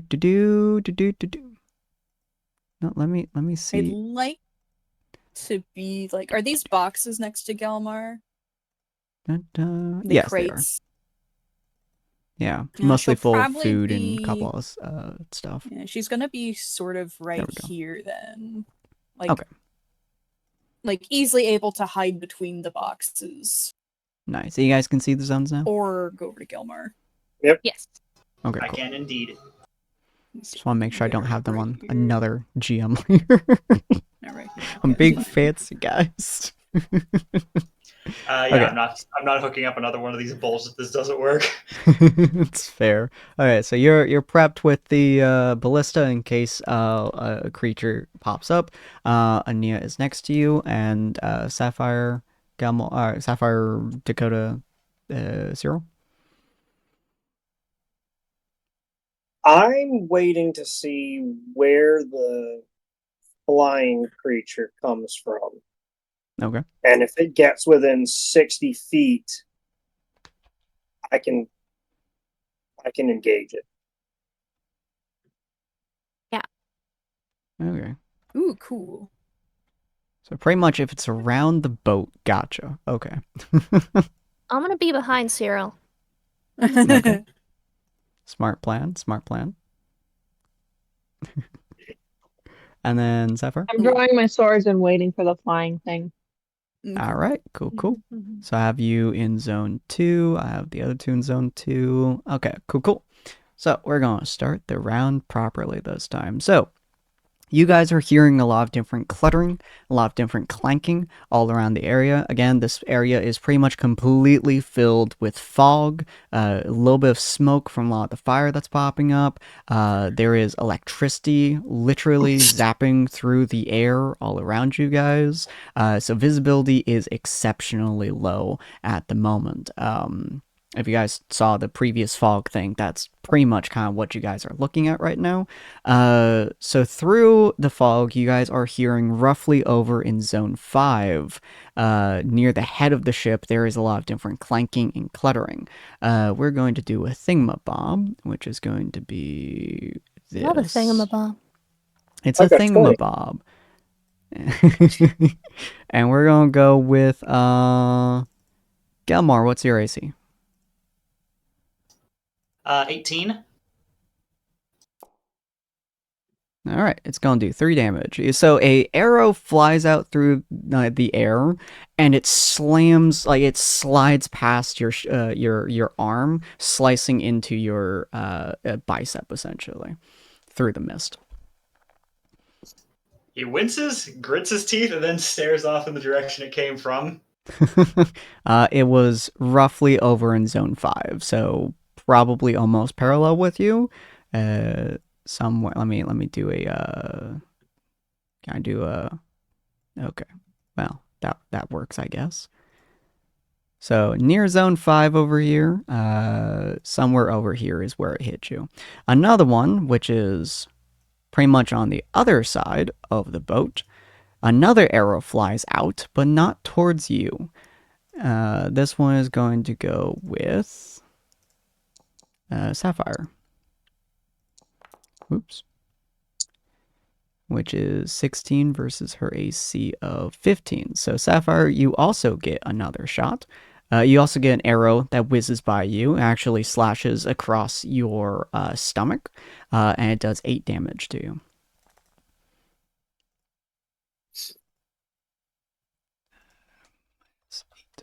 Okay, and then that's that turn. And then another one you guys see actually coming out of the mist. We're going to have him be in 4. You guys see a particularly large Leonin stepping forwards. He has a fairly large spear in his hands, as well as a shield on his side. And he like slams his shield against his spear, and he calls out, "Pirates!" And that's all he says. And that will be... Let me just double check to make sure that's his turn. Yes, that's going to be his turn. So now it is Sapphire's turn. No, right, let me... There we go. Sapphire, what would you like to do? Shoot the pirate screamer in the eye. Let me shoot him in the eye. Alright, you do get 2 attacks with your bow. I did list that in your journal. Are you also hunters targeting him? Yeah. Okay. Hunter's mark. Yeah. So I would say roll your bow. Just do dot bow twice, I believe. Okay. And then you will be adding on top of that. The first one you'll be getting a d6. And then your second one will be getting a bit more. Oh. Okay, so... Hi, Pocket. Just do dot bow twice. Yep. Oh, okay, so it does add in your damage already. Cool. So your first one actually only gets the 1d6. Because the other 2 apparently only goes towards your second attack. But we're actually going to... So type in dot 1d6 real quick, because your secondary 1d4 is actually now 1d6 now that you're level 6. Oh. Yeah. She gets a lot of damage. So that's 12 damage plus... God. Save it. 4... So minus 4, so... 20. 12 plus 20 is 32 damage. Ooh! Assuming those both hit, actually. I didn't look at the fucking hit. 17 and 8. Okay. So the first one will hit for sure. Second one does not. So the first one does 6 plus 3 plus 6 is 12 plus 3 is 15 plus 3 is 18. That's not... Oh, plus 3 is 21. So you did 21 damage to him. Damn. Ooh. Fucking immediately gets pelted. Like, he walks out at just the immediate reaction as you see Sapphire, like, reach for her arrows and just sink 2 of them into his chest, like, seconds apart. No, I shot his eye. Oh yeah, one is eye. So you shoot him, and it pretty much glances across his what's the word? The spot like Temple? across the temple. So one of your arrows pretty much slashes him across the temple, while the other one he backhands with his shield. Minus 21. That's a lot of damage. Good lord. All right. I'm very glad I put the enemies I did here. Is there anything you'd like to do else, Sapphire? Would you like to move or? And he is Hunter Mark too. So let me. We'll do that. No, that's a dead marker. Whoops. What else can I Dead. do? You can move if you'd like to. Or if you have anything that the uses a bonus action, unless you used one already. Her bonus action was Hunter's Mark. Okay. So if you like to move, you're more than and then welcome. I used 2 shots for my 2 for your main action, yeah. attacks or what? Yeah. No, I don't think I can't think of anything I'd want to do now. How much cover would Maybe she move? masked? He has not moved. No, he is just standing in place. Now, Cyril said how much cover would she get if she goes next to the mast or like right behind it? If she goes like right behind there, probably full cover, I would say. Yeah, it looked like it'd be a full cover kind of thing. Yeah. Considering my height and So we're gonna go with we're just gonna go with oh no, I can't go with dead. we're gonna go with bleeding because I can. There we go. So if you like to move behind there, you're more than welcome to. It'll give you about full cover. Yeah, I think I'll do that. Okay. Cool. With my back against it. Galmar, is your turn.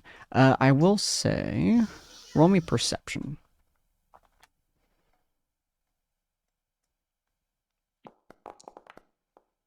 Nice. Oh my god. Okay. We love All 20 right. perception rolls. So I will say, you do in fact see something. You see something charging. The reason that you see it specifically is they are charging up a spell. Normally it wouldn't be that hard to use, but considering the weather is not the easiest. So you can actually see with that nat 20, I will read something off real quick. They are charging up some kind of electricity spell, probably trying to work with the electricity around them, and it briefly illuminates them. So you see an actual shape of a creature in midair before it disappears. You're welcome to take a shot at it with the ballista. I don't even know how we're gonna roll this, so we're gonna work off the fly. Yes, I'm going to fire the ballista at it. All right, feel free to roll. Let's go with a 1d20 plus your strength, and I feel like the strength modifier is the right one. Yeah. Do you have proficiency in? Well, you do have proficiency in martial, so you would also add your proficiency. I'm a fighter at proficiency with all standard weapons and martial weapons. Feel free to roll 1d20 plus strength plus proficiency. And because you're a high perception, no. Are you kidding me? Well, I was going to say no disadvantage, but apparently don't need it. So you turn and you do fire it, and as you fire it, you do, for just the briefest of seconds, you see the bolt flying high through the sky, and then a lightning bolt hits it. Like, it hits it so dead on, the entire arrow explodes in midair. They've got monstrous backup. Pointing up towards the direction I saw the beast before grabbing the great axe and getting into position. Still standing guard around Nia, but... All right. Cyril, it is your turn. Did I see where he was firing the ballista? You would have seen where the ballista had exploded, which would have been roughly right about here.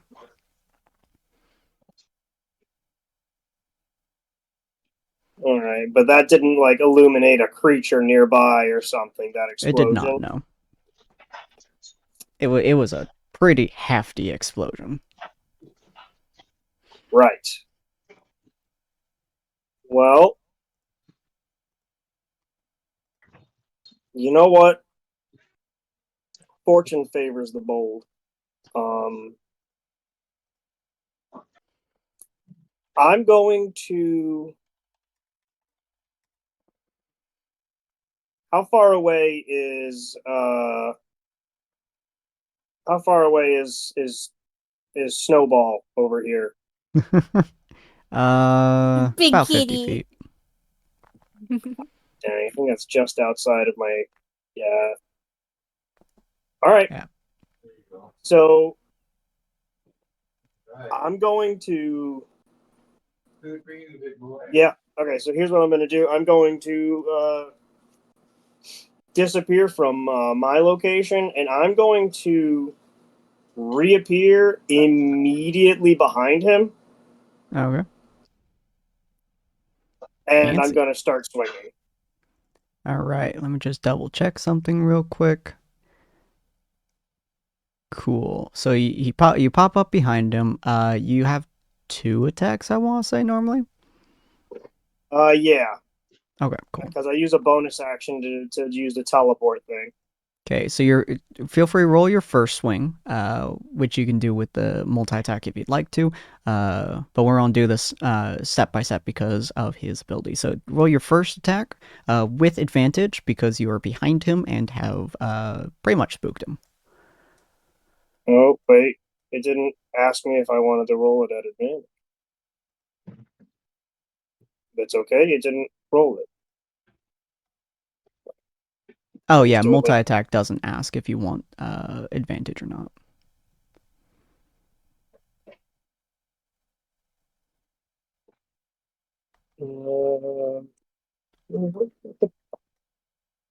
There it is. Mhm. And there's advantage. You can tell how. All right. Oh, there we go. What was the D10 there? That was your damage. It just does that automatically? Yeah. Wow. Yeah. I modified the base settings so that we no longer have to go back and click the stupid button and hope it works. I'm gonna dump a smite into that.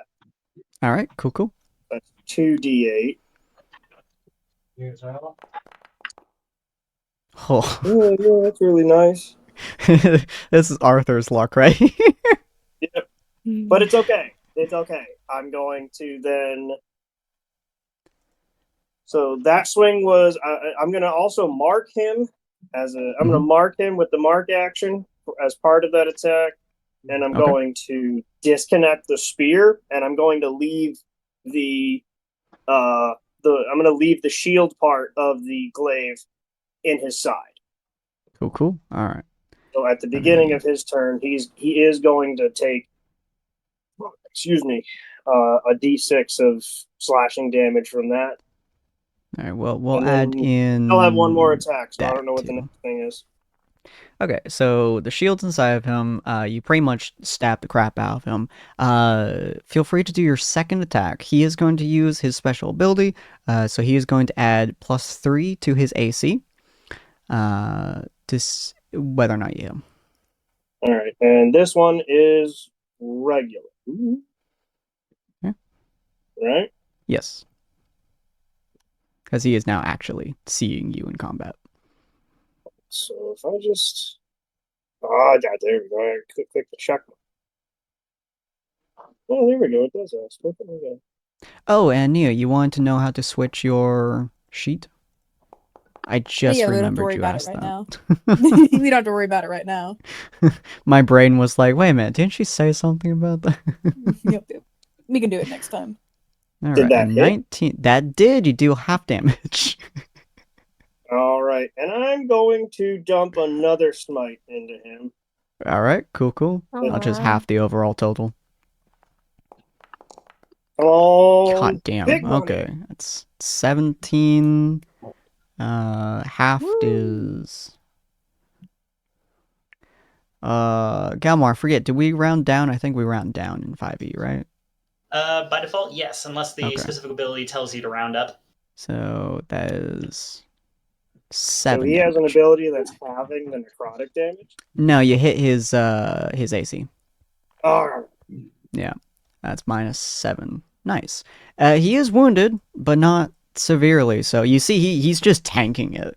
Like you slam into him, you slash into him, you are barbing him with all kinds of briars and stuff, and he is tanking it. He turns and looks at you, and you see scars all over this motherfucker. He looks like he has just come out of fighting a wood chipper and won. And he is about a foot shorter than you. So he is a really, really large Leonin for his size. Dakota, is your turn. You do see a couple things as is your turn happening. The first thing you notice is you hear 2 more clamberings around you. So I'm going to have him be shown and have him be shown. So you have these 2 guys, which have now climbed over the boat sides, and they're drenched, but they're not. They're basically just like wearing barbarian armor, so like a little bit of leather armor covering them. They both have hand axes, gray axes that they're holding with their hands, and they seem kind of intent on getting to Aoria. But you do see them pop up. Okay.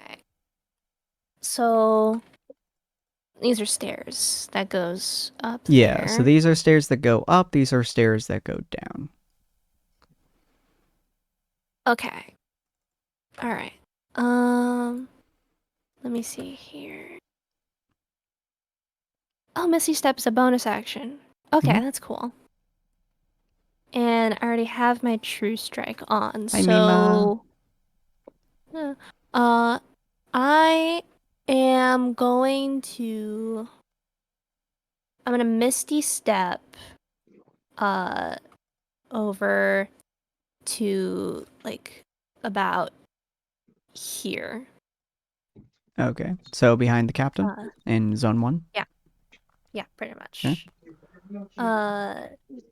Yeah, so behind the captain, and I am going to shoot this guy on top, like on the left side of the ship. Okay. I'm gonna sharpshooter him, shoot him 3 times. Jesus Christ, okay. yes. Yeah. I'm full of lead. Fuck, alright, feel free to... So go to your... And you don't do sharpshooter on all 3? Yes. Okay, so go multi-attack, do 4 of them, because you have True Strike on, and we'll count the first one as advantage. Yeah. Wow. Is that Nice. hit? That's so many of the same number. That's so wild. Do the last 2 even hit? the 14's hit. Alright, okay. At half damage. Yeah. Okay. Watch out, y'all. People behind us. Behind you. Behind you. Wow. Okay. So, alright, how do I go about the damage there? Imagine if they were all the same number. So you click multi-attack, and then you hit damage instead of other. So you do 3 damage, not 4. Oh, right, sorry, because you got 2 hits. Yeah, so... Yeah. So 19 halved. It's 19 halved. It's like... That's considering 9, it's not a number, I think. that'd be 9. Yeah. Okay. Yeah, it's 9. Yeah. So you shoot. You are half blind in the rain, in the fog, especially with the lightning crackling. It was like, wait, hold on. When you add sharpshooter there, Oh is yeah, that the right. 5 point? Is that plus 10 to each? That's hold on. Let me check. That would be plus 10. Okay, Plus cool. 10 So each. that's plus 20 damage. So that's 39. 29. See, okay, so it's 9 damage because it's half damage. Uh-huh. Because I hit their AC, so that would be 9 So it'd be plus 20, 19. so that's 20. What? Is it 20 or No. 19? Because it's 39 damage divided by 2. Oh, yeah. 39 damage divided by 2. I thought it would be like 9 plus Roughly 20. So, No, because it's full damage divided by 2. It would be Full damage 19.5. 19.5. Sweet, so 19. So- I'm rounding down? Yeah. 5e always rounds okay. down. Unless it says to round up. So it's 39 divided by 2, right? Yeah. Yeah. No, Jeezums. 19.5. So you hit him. You're still half blind. You're fighting through the mists. You're fighting through the unholy quantity of embers that are flowing through the sky, the random cracks of lightning, which doesn't affect your gun, weirdly enough. There's no sparks on it. There's no lightning crackling on it or anything like that. It's just your gun is normal. But you're still shooting through mist. You're shooting through very dense fog that's pretty much flattened down on top of you.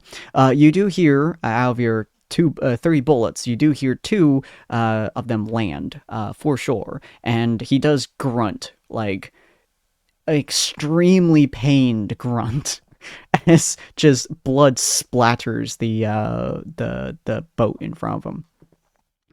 Ania, you also hear this with remarkable accuracy considering your location.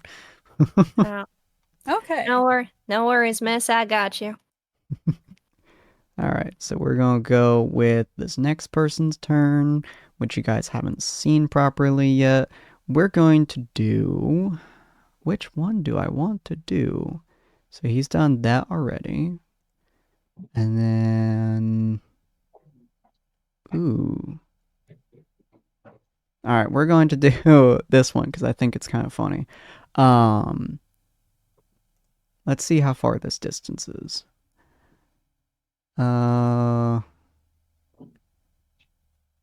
we'll do there. All right. 4th level? Excuse me, Sin? I stole. So, each creature within this measure must make a dexterity saving throw, DC 14, or you take that full damage or half on a save. And considering it's cold damage, if... I do, in fact, have resistance to cold damage. So yeah, you'll take quarter damage. Oh, Nia's taking full. Gelmar is taking... an 8th damage? No, actually, no, because he hit the thing. Never mind, it's plus or minus unless you get 1 or 20. So you take quarter damage, Gelmar. Cool. Whatever number so that would is. total up to... That would be 5 damage, I guess. Just So straight it's tanking. just a dexterity saving. Yes.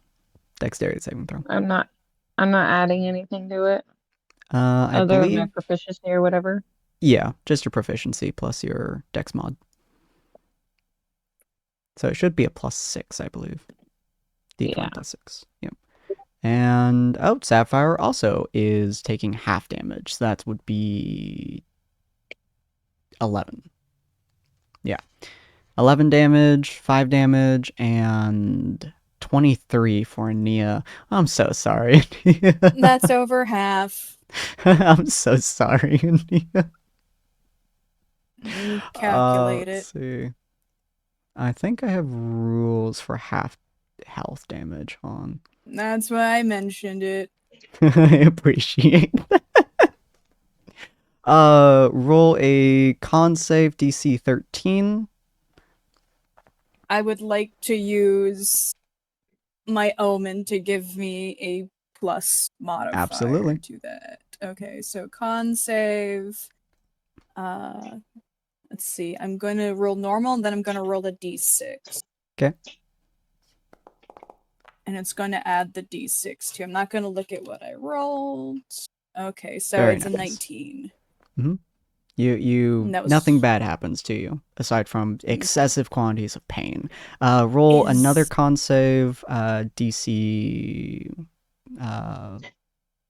What's half of 23? I just said it. 11. 11. Yeah, DC 11 for your concentration. Ooh. Ah, I'm cool. not Concentration concentrating success. on anything. Oh, I thought you were. No, not yet. I haven't cast Oh. anything. Well, never mind. we can ignore that 16. It was a good roll. So essentially what happens with this is that on top of the fire that's kind of sparking up, top of the lightning that's going, the fog, there is now massive fist-sized rocks of ice that start pummeling the ship in this 20-foot radius, 40-foot high cylinder. There are all kinds of massive hailstones that are anywhere between the size of a small baseball all the way up to a person's head, just slamming into the ship, making massive craters in multiple sections, just breaking boards under it. And that will be his turn as it goes to Ania, who has just been getting pummeled by gigantic ice rocks and shit, just slamming into her. So the Leonin is the one who shouted pirates, right? Yes, this guy. And right he here. is, and Nia, who is really pissed off now, is going to shout, "We aren't pirates, you fuck!"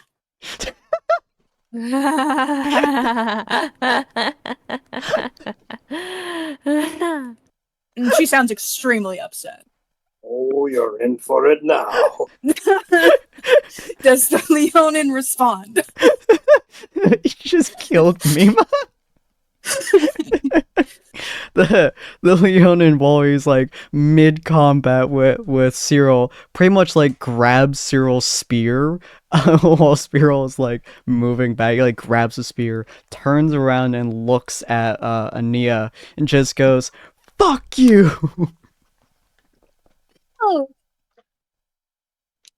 So now that that's out of the way, she would cast a spell. Am I able to cure wounds myself and drink a health potion at the same time? Yes. I'm gonna do that. Very fair. Very. I only have 8 HP left. God. So, cure wounds.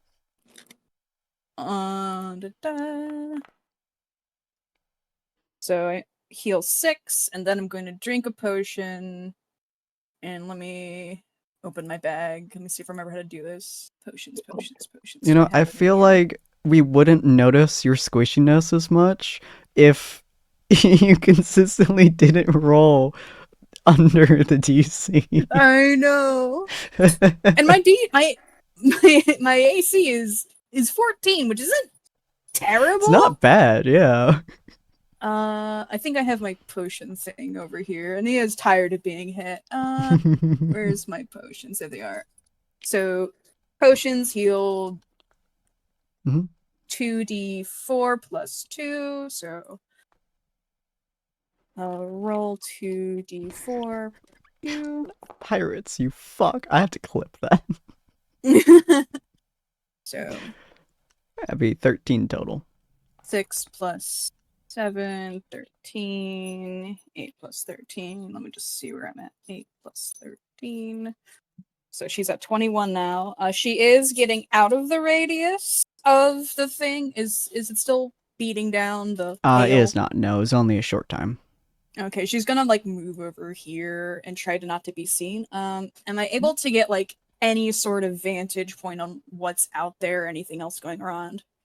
For the most part that you can see around you, you can definitely see this guy. You can see a silhouette of him.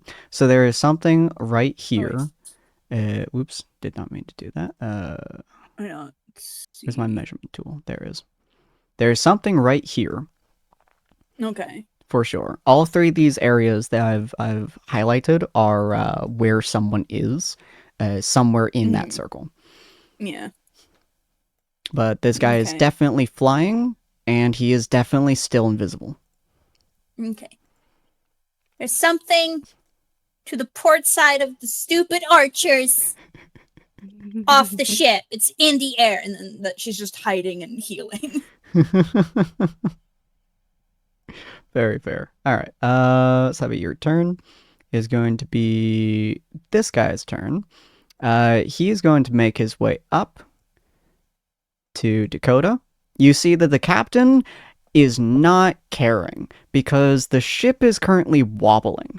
It's moving left and right to such an extreme that like her knuckles are white. She is just staring ahead, and the ship is having a really hard time staying steady. Everyone, roll me a dexterity save real quick.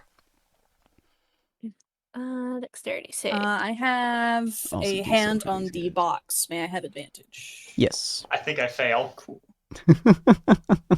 I don't know. Oh my god. Advantage did not help. Did not. So we're going to do... Let's see. Okay. Makes sense that Sapphire saved that. Makes sense that Cyril saved that And too. if it helps at all, I still get a plus. I get a +1 because of my paladin ability. Okay. We're going to roll dex save for you, and we're just going to use it for the other guy too. So he succeeds. That's nice. You... Yes, it makes sense. do not. Cool. And you do not have to. And the guy in front of Cyril also succeeds. Cool. So Cyril and this brute are just kind of locked in combat. Yep. Would have been hilarious if he got a nat 1, went flying off the ship. That would have been really funny. So the rest of you guys, like, she takes a hard turn, and the ship, like, legitimately tips over slightly, and you guys can see why. In the river that you guys are going past, a massive whirlpool is just pulling the ship to the side. So she is like fighting it with all of her strength at the moment. The other, like the berserkers, don't seem to care much. Everyone who failed their dex saves will have disadvantage on their next save relating to movement. So Dakota, this guy is going to walk up to you, and he's going to recklessly attack you. So he is going to get advantage, and you will get advantage against him on your next attack. Okay. So you'll get a bonus to that. He doesn't even need it, but that's fine. Oh. So he's just going to do 11 slashing damage to you. So he runs up to you, and was he one? Did he succeed? Yeah, he did. So he runs up to you, and as the boat like tips on its side, and like your foot slides along the slick surface, he runs and he slashes across your chest frame for 11 damage, like slashing across your entire torso. And he digs his gray axe into the hull of the deck before pulling it back up. And he once again just grunts at you. This would be, both of these guys are orcs, so they're quite large. And then we're gonna go with Berserker number 2. He could go that way, or he could go that way. That way will fit better for him. He's don't go up to Sapphire, moving over into this, and he's going to do the exact same thing, but to Sapphire this time.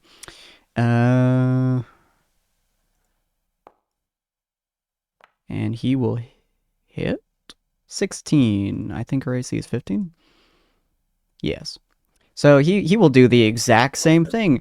He will actually jump over the crate as the boat tips to the side, and he will roll against the ground and slash into Sapphire's back as she is looking at the gladiator over there for 12 damage. And then it will be all the way back up to... Whose turn is this? Oh, it's a scout. You did not... Did you fail? The scouts did fail. Both of them are not going to attack because they failed. They have to steady themselves. So we're going past them.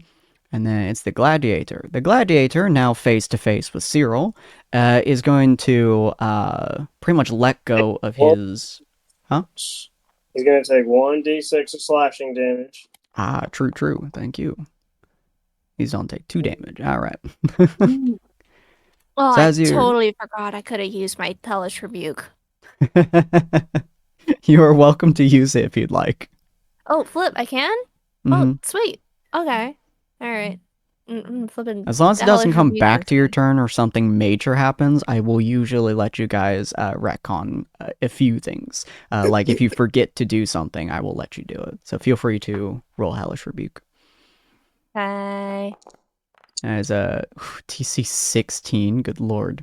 Dex save? Yes. He's not saving that. Okay. It's a 21 damage. Oh, he's still standing, but he is not standing pretty. He just fire erupts over him. How much health does this guy have? Quite a bit. Although in 1 round you've almost killed him. So but he is on fire and wet and thunderstruck a little bit all at the exact same time. And he's just not having a good time. The Leonin in front of Cyril is going to match Cyril kind of blow for blow at the moment, and he's going to use 2 spear attacks trying to hit Cyril. Let's see. If he goes to remove the shield, the blade that's stuck in him, it's a DC 12 strength save. Cool. He's going to ignore that for right now and just try to hurt you. Make sure it was said. God, fuck you. An 8. Fuck it. He got a natural 1. There's a natural 1 0. So as he's pretty much dueling you at the moment, slashing spear against spear, he slides it over one of your shoulders, pretty much like tattering a little bit of your clothes. And as he pulls back, the ground slips and slides under him, and so he tries to get a good fighting position, but he does in fact slide down to 1 knee. Your next attack is going to get advantage on him. Sweet. Yeah, that's going to be his turn. Sapphire, is your turn. This motherfucker just slashed the shit out of your back. What would you like to do? And she gets advantage, right? I believe so. Because the guy you said used Oh yeah, reckless thing? Yes. Thank you. Reckless something. It's just called reckless. But yeah, gives him advantage to hit her, and then it gives her advantage to hit him as well on her first attack. Okay. Think I will quickly turn around. Simultaneously whipping out my both swords and then flashing across his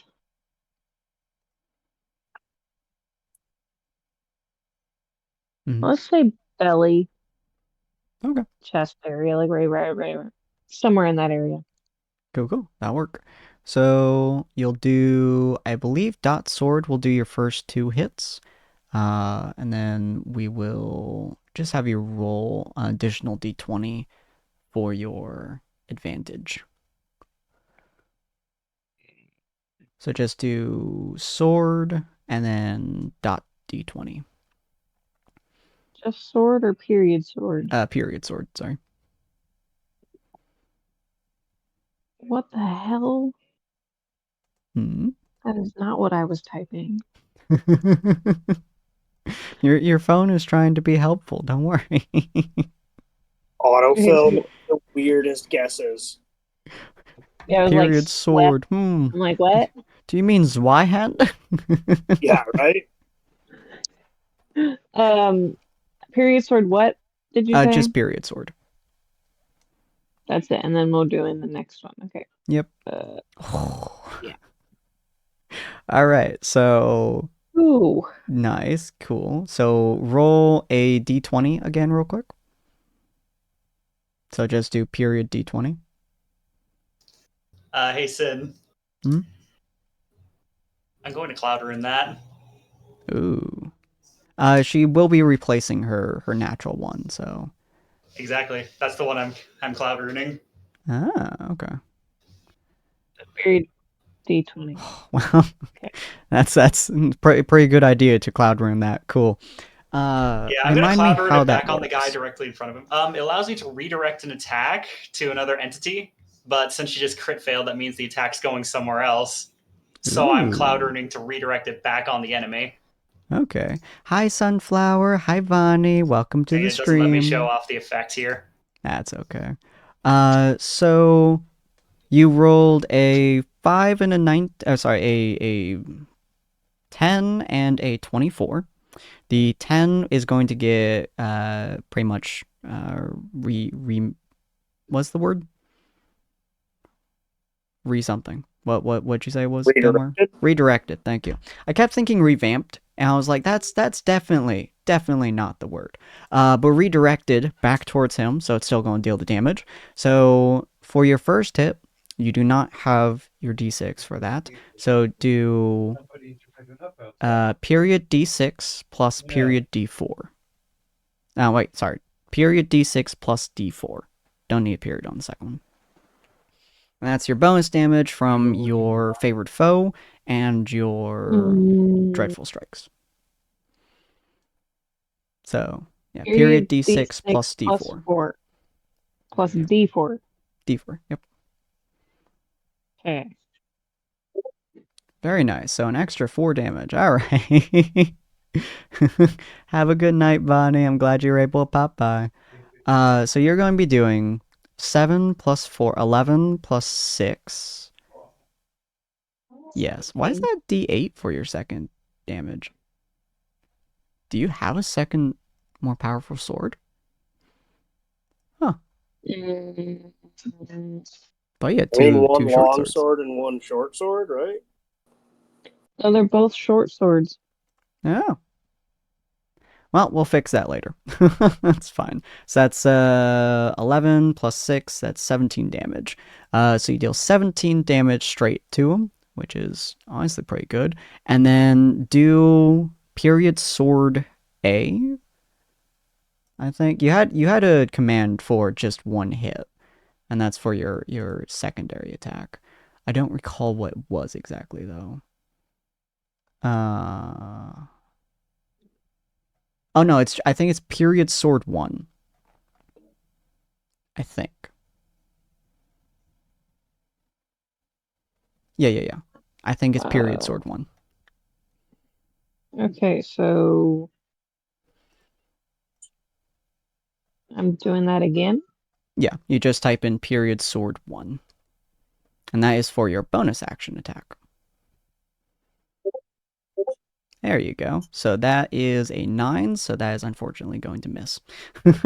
So essentially what happened is you get 2 main attacks with your right hand's weapon, and then your bonus action, if you don't use Hunter's Mark, which you did on the other guy previous turn, you get to use a third attack with your left hand.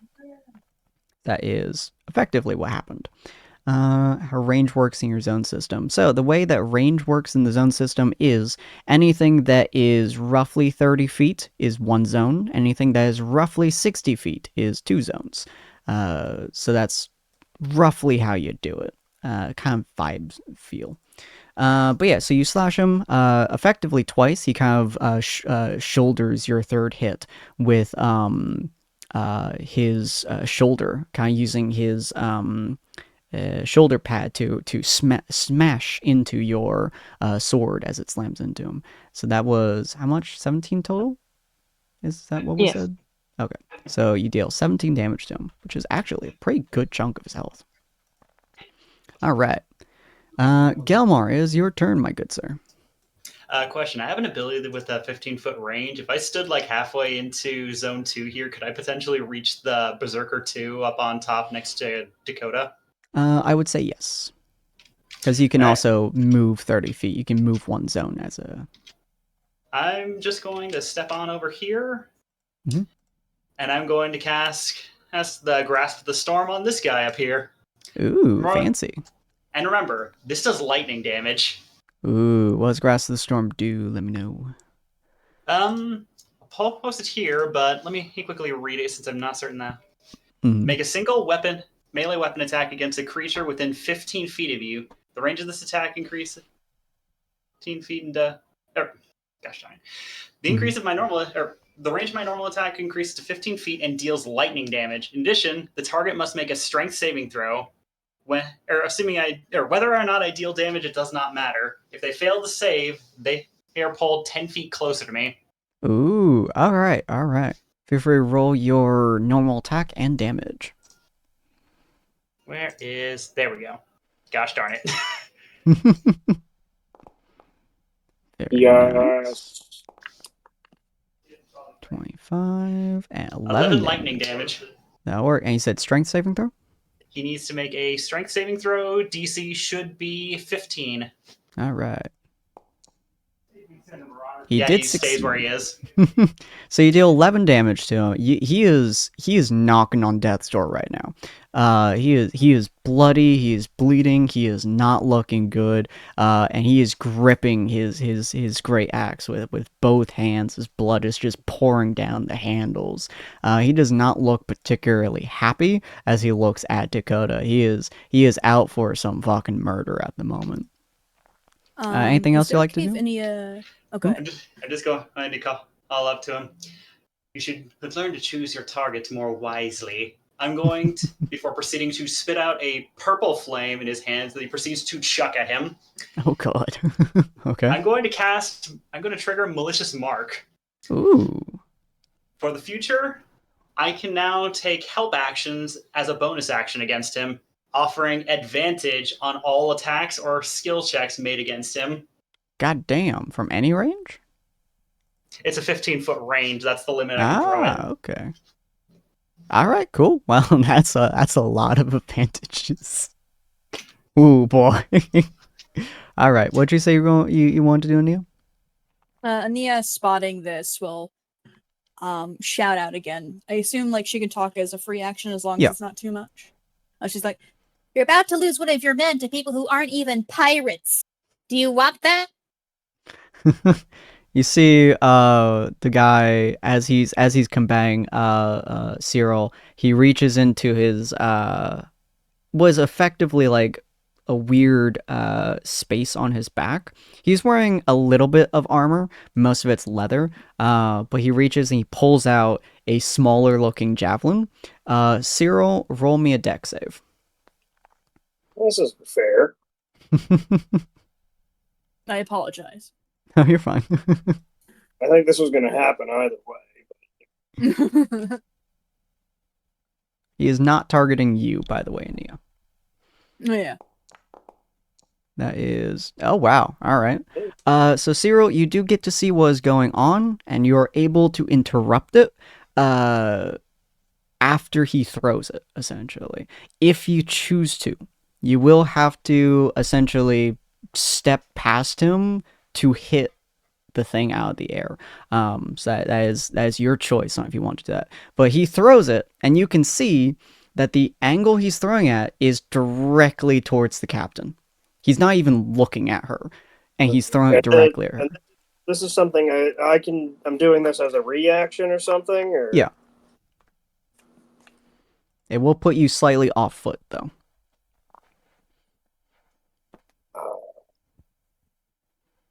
And mechanically, basically just lose 1 AC. Oh, in that case. Yeah. Yeah, I will do that then. I'm going to knock it out of the air. Cool. You see, and you can tell from the direction he's throwing it, it's not at all towards Dakota. It is directly towards the captain. And he's throwing it with such aim that you can tell, just from looking at him, he is focusing on her more than he's focusing on you, because that's like over how far is this distance? That is around 80 some feet. He is trying to chuck this javelin. think it's the limit of a javelin's range. Yeah. So you see him do that, and as you knock it out of the air, he goes, "She's a fucking pirate, bitch." She's fucking retired.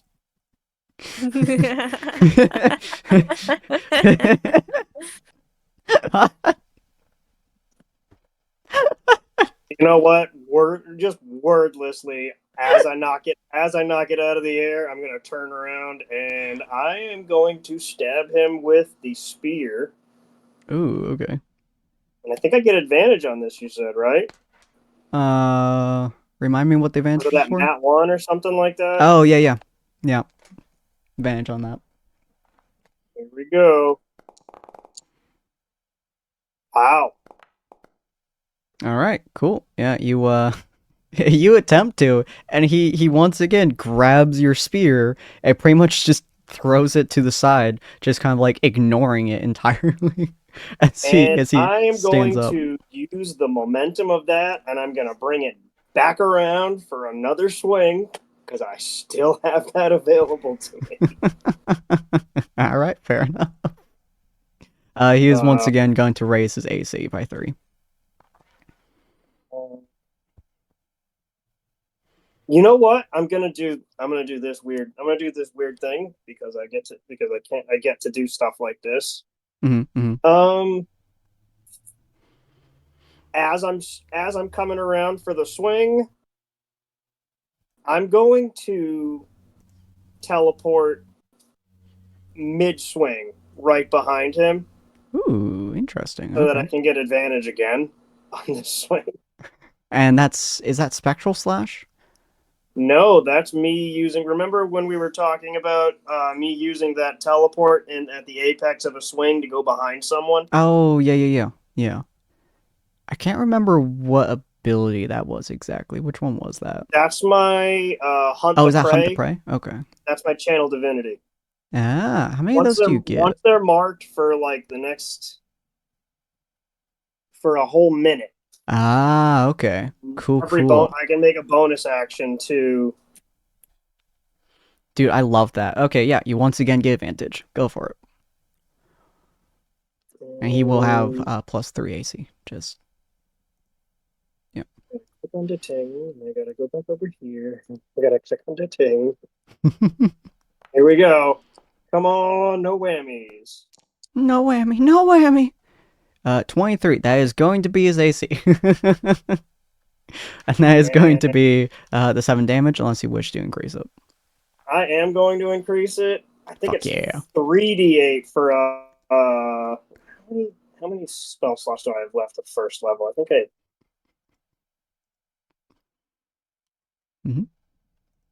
Hold on.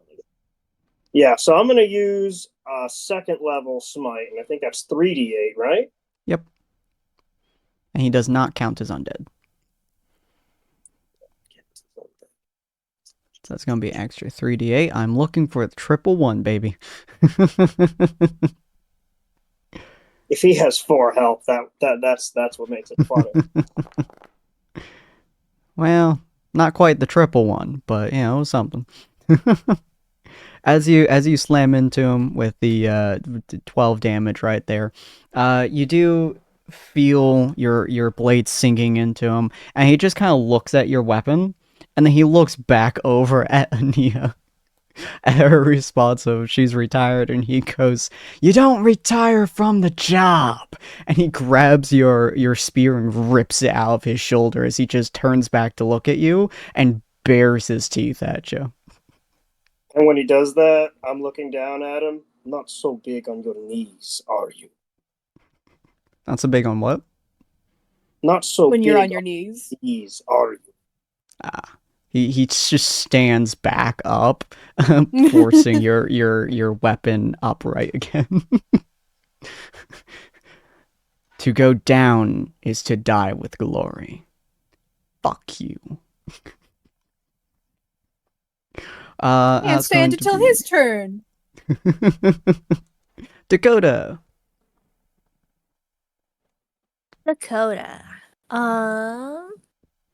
Okay, so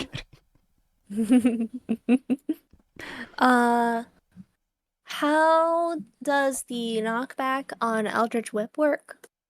I believe it just knocks him back 15 feet, don't it? I believe so. Can I knock him off the ship? You can certainly try, yeah. Yeah. All right. So in which case, I'm gonna go ahead and Eldritch Whip him twice. But wait, first, I'm gonna put Hex on him. Okay. Okay. Flipping, because I'm always having to switch between my flippin' spells and my features, so I keep getting them mixed up. Ooh, the fancy day. Okay. Hex Yeah. is just, you Okay. just hex him, right? Yeah, I think It's just so. Hunter's Mark, right? Yeah, pretty much. So yeah, you deal an extra 1 damage whenever you hit him. Well, it's better than nothing. That is true. Yeah, it's flippin' Eldritch Whip. 14 AC. Yeah, and let's go once. All right. That is 15. Very nice. Oh, You do wait, hit him. oh, wait, That so wait, is how does? Oh, wait. Okay, wait. I see. So, wait. Okay, so all right. That rolled them both at the same time. Okay. Yeah, it rolls your attack and your damage. Oh, sweet. Okay. The only exception is multi-attack, and that's just because it used to do that, and then update broke it. So they updated it, but in a version I'm using, the version of Foundry I'm using, I can't use that update. So yeah, it's broken. So he's going to fling all the way to the very edge of this boat for what, total of 3 damage? Yeah. And you get half of Okay. that as temp hit points. Yeah, sweet. Okay, and I'm gonna do it again. Okay. Cha! Because of the thing. So yeah. Trying real hard to get him off this fucking boat. Yeah. Whap. That's gonna send him off the boat. Sweet. Now let me see how hard. Oh, okay. Well, not super hard. So you fling him off the boat into the water, and you do hear him thrashing around a little bit. Was that another 4? Yeah. And you hear him thrashing around a little bit, and then the sounds of literally everything just kind of flow over him, and you just kind of stop hearing him. Yeah. I think like there's like a sort of slight like darkness to Dakota's eyes before he's just like he just kind of does like a tip of the hat, you know, like, sorry friend, I had enough room on this boat for the two of us. So many good one-liners this campaign. I know, right? We're going to do... All right. Is that your turn, Dakota? Yes. Okay. So... Very nice. Who is a good target? You. We'll do that. We'll do that. How far does this go? This is a... Oh, is it only 5 feet? Well, that's a problem. Ah, well, we'll do that. Oh, that's a much bigger spot than I thought it was. Cool. We'll do that. We'll do that. It's a much bigger spot than I thought. Fuck was that? A fireball? Call lightning. It says a storm cloud appears in the shape of a cylinder that's 10 feet tall with 60-foot radius. That feels a lot bigger than 60. When you cast the spell, choose a point you see on the cloud, blah, blah, blah. If you're outdoors in stormy conditions, the spell gives you control over the existing storm instead of creating a new one. Ah, I see. Okay. So, choose a point you see on the crowd, bolt lightning flies from the crowd. Cool. So everyone within this circle, he is able to target, if he wishes to. Mm-hmm. How many times you can only can target one, though. Yeah, I believe you can only target one. Let me... He choose can a point target a person. Oh, go ahead. Yeah. So when you cast the spell, choose a point. You can see under the cloud a bolt of lightning flashes down from the cloud to that point. From the cloud to that point. Each creature within 5 feet of that point. Okay. So considering Dakota, and this just don't stay up, so he can use it most turns. So he's going to just hit Dakota, which is also going to make. She's just going to tank it. She's just don't get hit by the lightning. But that's going to hit Dakota, which is going to be a DC 14 dexterity save, Dakota, or take 16 damage. Okay, so dexterity save or 16 damage? Yeah. And then gonna... half it on dex. Yeah, okay. I'll dexterity save that. Okay. I can't remember. Is this a concentration spell? It is. All right, cool. So he is no longer invisible. There we go. 18. All right, you do in fact succeed that. You only take 8 damage. You do see Eloria she gets hit by a straight up lightning bolt. As you're standing right next to her, the two of you just like you jump to the side, and so lightning only like grazes your arm essentially that's holding the gun, and it's painful as hell, but only like goes up your arm for 8 damage. You just see her as you sidestep just get hit completely. Her entire body like locks up. And her knuckles, like, it almost looks like she's gonna tear through her skin with how hard she's clenching her fists. But she is still, like, holding steady on this boat. And she, like, turns it to the side to get past a very large glacier kind of ice formation in front of you. And she is just carrying this boat forwards. But you guys do see the mage pop up. He is now floating just in the air along the ship, essentially. Which I believe he can, fly is just being able to do. Yep. So he's just flying, just straight up, just kind of floating there. But that will be the mage's turn. Ania, is now your turn. You do see the lightning above you is crackling to, like, hell and high water. Yes, I do. Am I able to hijack the storm for myself, please?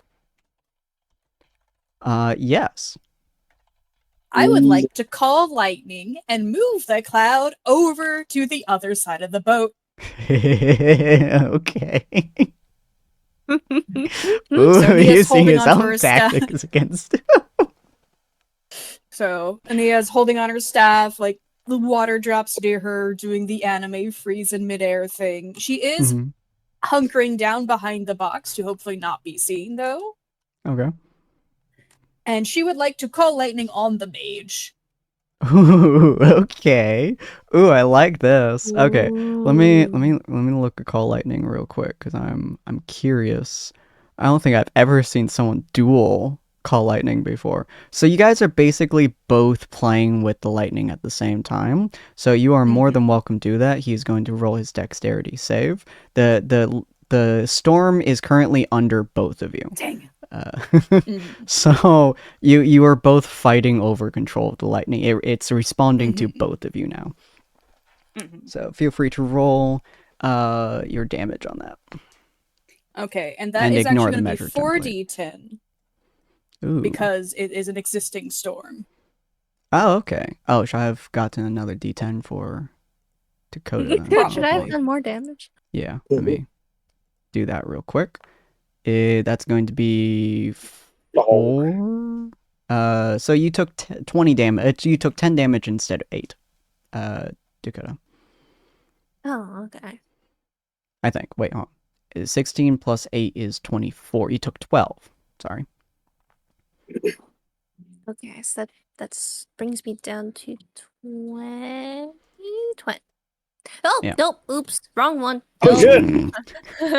Dakota falls over. Just like, Dakota freaking dies.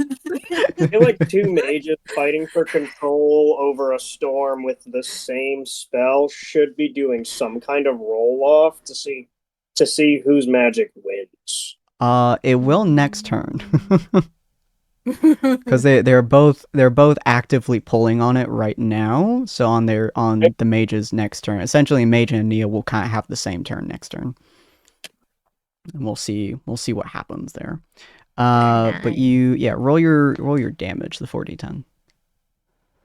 Oh, okay. 1 second. No. I moved off of it. Cast spell. I think that'll be. So I'm going over there, but it's hitting the mage, and then another d10. Mm-hmm. And then he's doing half that, so 23 halved is 11, which does a shockingly large amount of damage to him. So as you hit him, thankfully, squishies stay squishy. And it is a concentration spell. Ah, shit, you're right. Yeah. That's a good point. Let me roll his con.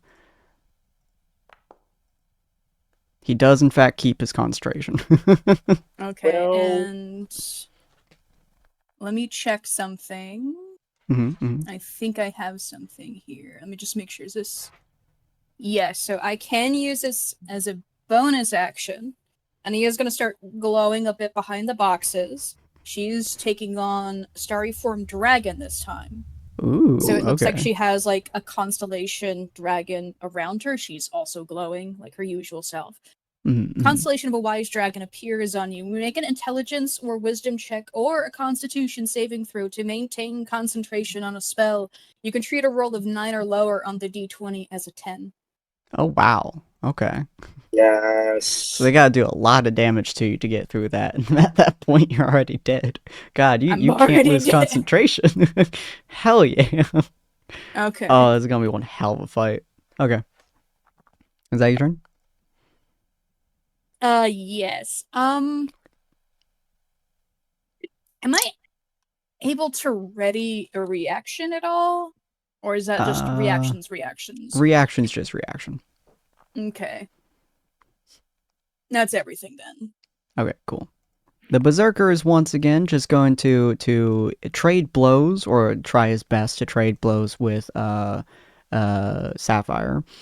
He seems to be more, at least from what Sapphire can tell, since she's the one focusing on him, he doesn't seem to be focusing on trying to kill Sapphire, at least from what she can tell. He seems mostly just trying to keep her focus on him, which is very evident by him not hitting her. The two of them, you two are just clashing against each other. His gray axe flies through the air, and you slash it to the side, and he spins and slams into you, and you block it again. He's trying to keep your focus more than anything else, basically, at the moment. What level is this thing? Depends on which one you're talking about. So that's gonna be his turn. He's just pretty much dancing with Sapphire at the moment. They've regained their footing. You're kind of glowing, but you're behind a box. The box is not super big, so we're gonna say they won't be thinking of you very much. You are melee. How far is this distance on? 110? Is that what that says? Yep. Okay. Let me look at this. That should be fine, I think. Yeah, 150. So, Dakota, you're going to get an arrow loosed at you. Oh, man. Wow. Okay. Yeah, I think You're also going to get a second arrow loosed at you, as the first one I don't think you even notice. But on the plus side, the second one... Oh, unnatural 20. Well, I mean, it cuts your hand. Yeah. Oh, I love the scout. Yeah. I love these 17 scouts. Health. They hit you so hard. People. All right. Yeah. The second one over here. Oh, would he have aim? I don't think he would. No, because the mass is in front of that. So we're going to get rid of this. And we're Ania gonna has have learned how to use cover. it's working This really scout well, has actually. change of heart and starts firing at the mage. All right, we're going to do that. We're going to see what happens with this. Depending on what number he gets, I will tell you guys what happens. Okay. That's not going to hit you, but that will hit the captain unless you stop it. And the second one is aimed at you. Okay. Wait. Did he go past me? He would have gone around the boat. That is not within your blind sight. All right. Yeah, he was 25 feet away from you, not 20. Okay. Oh my god! I just realized. Sorry, semi unrelated, but when I knocked over the guy and I killed him, he was under hex, so that means Oh that yeah, I you get would have an to move it. elemental. Wait, what? Hex, you move it when they die. Oh, okay. I didn't know I could do that, but now I was saying I got an elemental shot. Oh yeah, you did. Nice. All right. Who are you I'm gonna moving go- your hex to, by the way? I'm gonna move it to it's anyone I can see, I think. So Well, the you person have that the mage. You have. I mean, you can't see the gladiator because the mast right here. So you have the mage and you have the berserker. I'm gonna go with. Would I be able to shoot the mage from here? I Probably have my not. No. sharpshooter. Oh, aw, man. It's like 100-foot Uh, range. I think your gun is only 80? Question mark. 60 to 180. So you could hit the mage with disadvantage. No, because I have sharpshooter. Does sharpshooter not give you disadvantage at range? Attacking a long range doesn't impose disadvantage on your Oh ranged shit, weapon you're attack right. rolls. Oops, sorry. You are absolutely correct. You would in fact be able to hit him. I'm gonna move my hex over to him, God. and my my elemental shot is gonna be necrotic for theming purposes. Cool. So the scout who is shooting, he is going to, his first arrow looses out towards you guys, and unless you do something to stop it, you actually roll me a dexterity save real quick to see Everybody? whether or not you notice it. Actually, no, that'd be perception, wouldn't it? That would be Dakota. Me. So let's do a Okay. perception. Perception. Come on, Dakota. God fucking damn. We love 20 perceptions here. 20 perception is just the your guys' natural state of being. So you are more than able to stop this if you choose to. You can hear it as it's flying through the air. There is an arrow coming for the captain. Oh, flip. Yeah, I'm gonna stop that. All right. How are you gonna I'm a stop it? cowboy.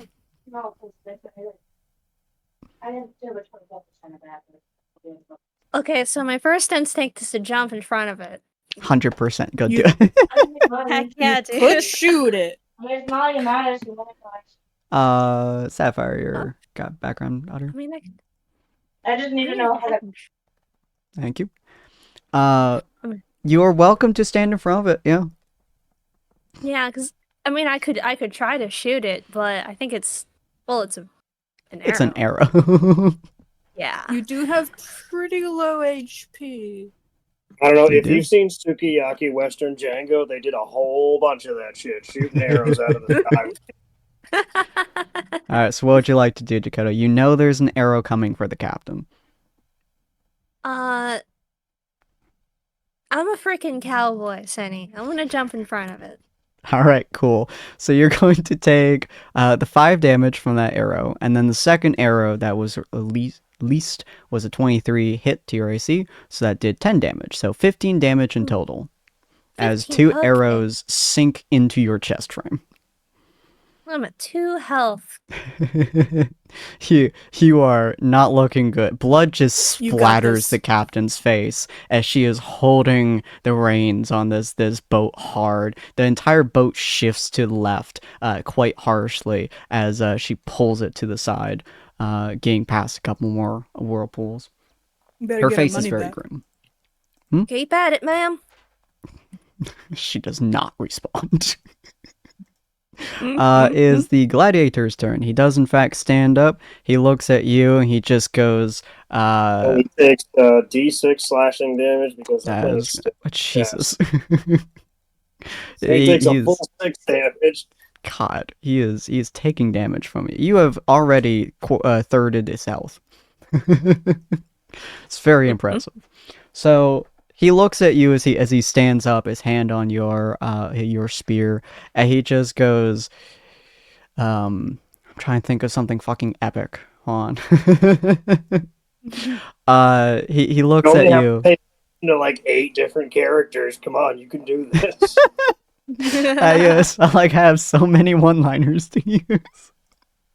But he looks at you and he growls as thunder strikes around him. He just goes, the thunder cracks just like your bones. Imagine I said that in way lower voice and actually fucking cool, as he's going to spear the shit out of you. Now, right, never mind. He is going to miss. But his second spear, that one will hit. It almost rolled another 2, but that one will hit. So, how do you dodge the first one? How do you dodge his first hit?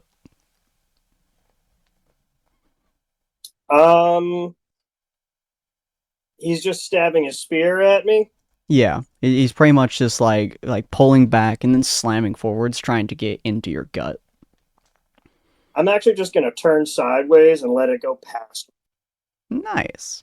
All right. Well, for his second hit, as he does that, he's going to flip his grip, and he's going to slap the base of his spear into your skull, essentially like ringing your head inside of your helmet with the base of his spear, for 13 damage. All right, Sapphire, is your turn again. This guy he's not playing with you per se, but he's definitely clearly trying to distract you from everything. Considering there are several long-range people in the battle at the moment, he's clearly intent on trying to keep you, the long-range person, out of focus from everyone else. So what would you like to do as you're battling this guy? Try and ignore him and climb the mast. Ooh, okay. That's going to take an attack of opportunity from him as you are climbing. That I believe will hit. Yes, that's 19. So you're going to take 13 damage as you are climbing. It will not stop you from climbing, but you will take the 13 damage. But you do climb the mast. What are you planning to do up there? Get a better vantage point on everything happening as best I can. Cool. All right, well, you can see everything that's in the screen at the moment for both you and the viewers. I shall describe it. In Zone 1, at the helm of the ship with the steering wheel of the ship, you have Dakota and the captain. Dakota is practically on death's door. He has 2 arrows embedded in his chest. The captain is sparkling with lightning and all kinds of fire, just singeing her clothes at the moment. You have Gelmar in Zone 2 along with Ania. Gelmar seems to be protecting Ania as Ania is glowing in her dragon form. There is a lot of thunder strikes happening. You would know based on Nia's druidic powers and her ability to control the storm, so to speak, that she and the mage seem to be battling it over with trying to gain control of this storm and everything going through. Zone 3 is where you are currently. On top of the mast, there is the guy under you who is looking like he's about to start climbing. In Zone 4, you have Cyril and the brute leader, basically, just beating the shit out of each other, just absolutely pounding the fuck out of each other. And then in Zone 5, you have the mage to the top, and then you have an area where you are fairly confident there is a person there, and they keep shooting arrows at Dakota. And then there's one other person on the boat, but they have moved, so you're not sure where they are.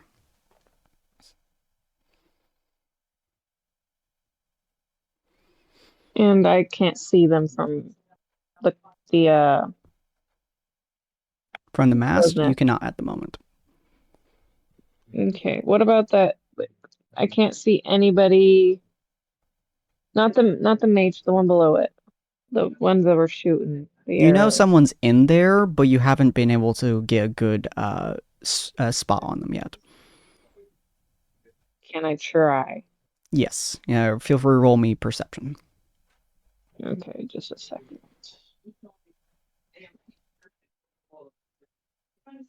I am so far loving this combat, not gonna lie. Hope you guys are having as much fun with this as I am. Mm-hmm. Very tense. that is what I'm going for.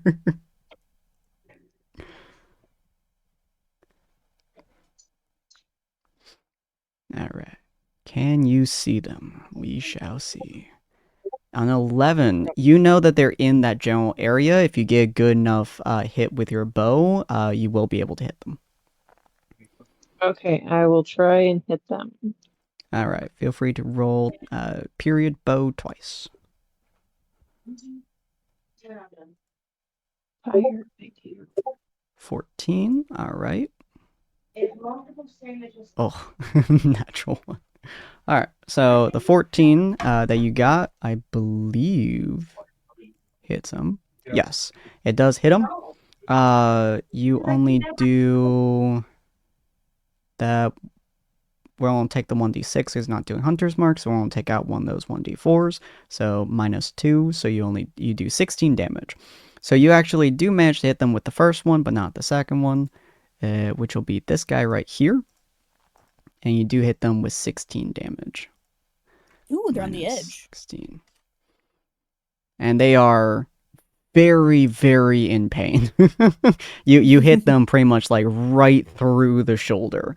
It's an incredible shot considering you pretty much couldn't see them earlier. But as the arrow parts the fog, you pretty much just sink into them, and they let out a cry of pain. And Cyril, you can see him... How far is this distance? 25 feet away from you. So you can hard hear. would the arrow have hit him if he's on the edge of the boat? What was that? Would it have been hard enough to knock him off? That's a good question. Let me roll a dex save on his end. Nope. as you hit him in the shoulder. Huh? He has talons for feet. He's just holding on. As you hit him in the shoulder, he's pretty much like holding on, and is not his turn. It is not. Okay. So he's pretty much just like holding on to the side as the boat is like tilting left and right. Gelmar, it is now your turn. You can see almost every enemy now. Since I'm supposed to stay close to Ania, though, I should probably focus on this guy because it's the only one I can actually see that I can actually get in range without breaking that. And he is Ooh, trying what's to get stopping? up to Sapphire. Screw my exertion pool. I'm just going to fire off another Grasp of the Storm at him. Oh, hell yeah. Alright, feel free. And it's strength, I think. Yes, indeed. He has to make a strength saving throw, DC 15. Failure pulls him towards me. Okay, well, he's still taking lightning damage. Probably, hopefully. I should not say this before I roll. Alright. That Does will 18 hurt him. hit? Yep. 9 lightning damage. Very nice. All right, he's don't take that 9 damage. As like he's like holding on to the mast as he's like looking up, and as you pretty much just start shocking the crap out of him, he like turns to look at you and then looks back up at Sapphire. He's just going to gesture to him as if, come at me. You know what? Roll me intimidation real quick. I want to see if this bud will take your intimidation. Aww. Nah, Figures you. I'm bad at charisma anyway. He kind of like looks at you as you like do the taunt. He's just like, and then he just like starts trying to climb the mast again. Cyril, is your turn. I am. I'm going to attack all 3 times. I'm going to use both of my regular attacks and my bonus action. Very fair, very fair. My bonus action is actually a D4, so... Okay. Man, he's not done a whole lot of damage to you. He's only hit me once this whole time. God damn. No, you know what? I'm going to be that asshole to him. I'm going to hit him one time, then I'm going to bonus action, disappear behind him again, and hit him from the back again. I'm going to be that asshole to him. You're such an asshole to him. Teleports behind you. You can't even use his ability when you do that. Nothing personnel, kid. Alright, before you do that with advantage, my good sir. Okay. I gotta hit the check mark. Attack. Advantage. Come on, big money. Ooh. You know why it rolls damage. You attempt to go, and as you teleport behind him, he just kind of shrugs and smacks the shaft of your spear to the side as you swing it. It's like, try again. I intend to, and I'm going to take another swing. All right. Just this was normal. Just a normal ass swing for this motherfucker. He's going to raise his AC again, which he didn't even need to, but that's fine. Yeah. You slash against him, and once again, he's not even bothering to swing with his spear to block. He's just backhanding it with just his bare arm. Gotcha. He does not seem bothered by your stature or your attacks in the slightest. And then I believe you have one more. The arrow went across his temple, so it didn't embed itself into him.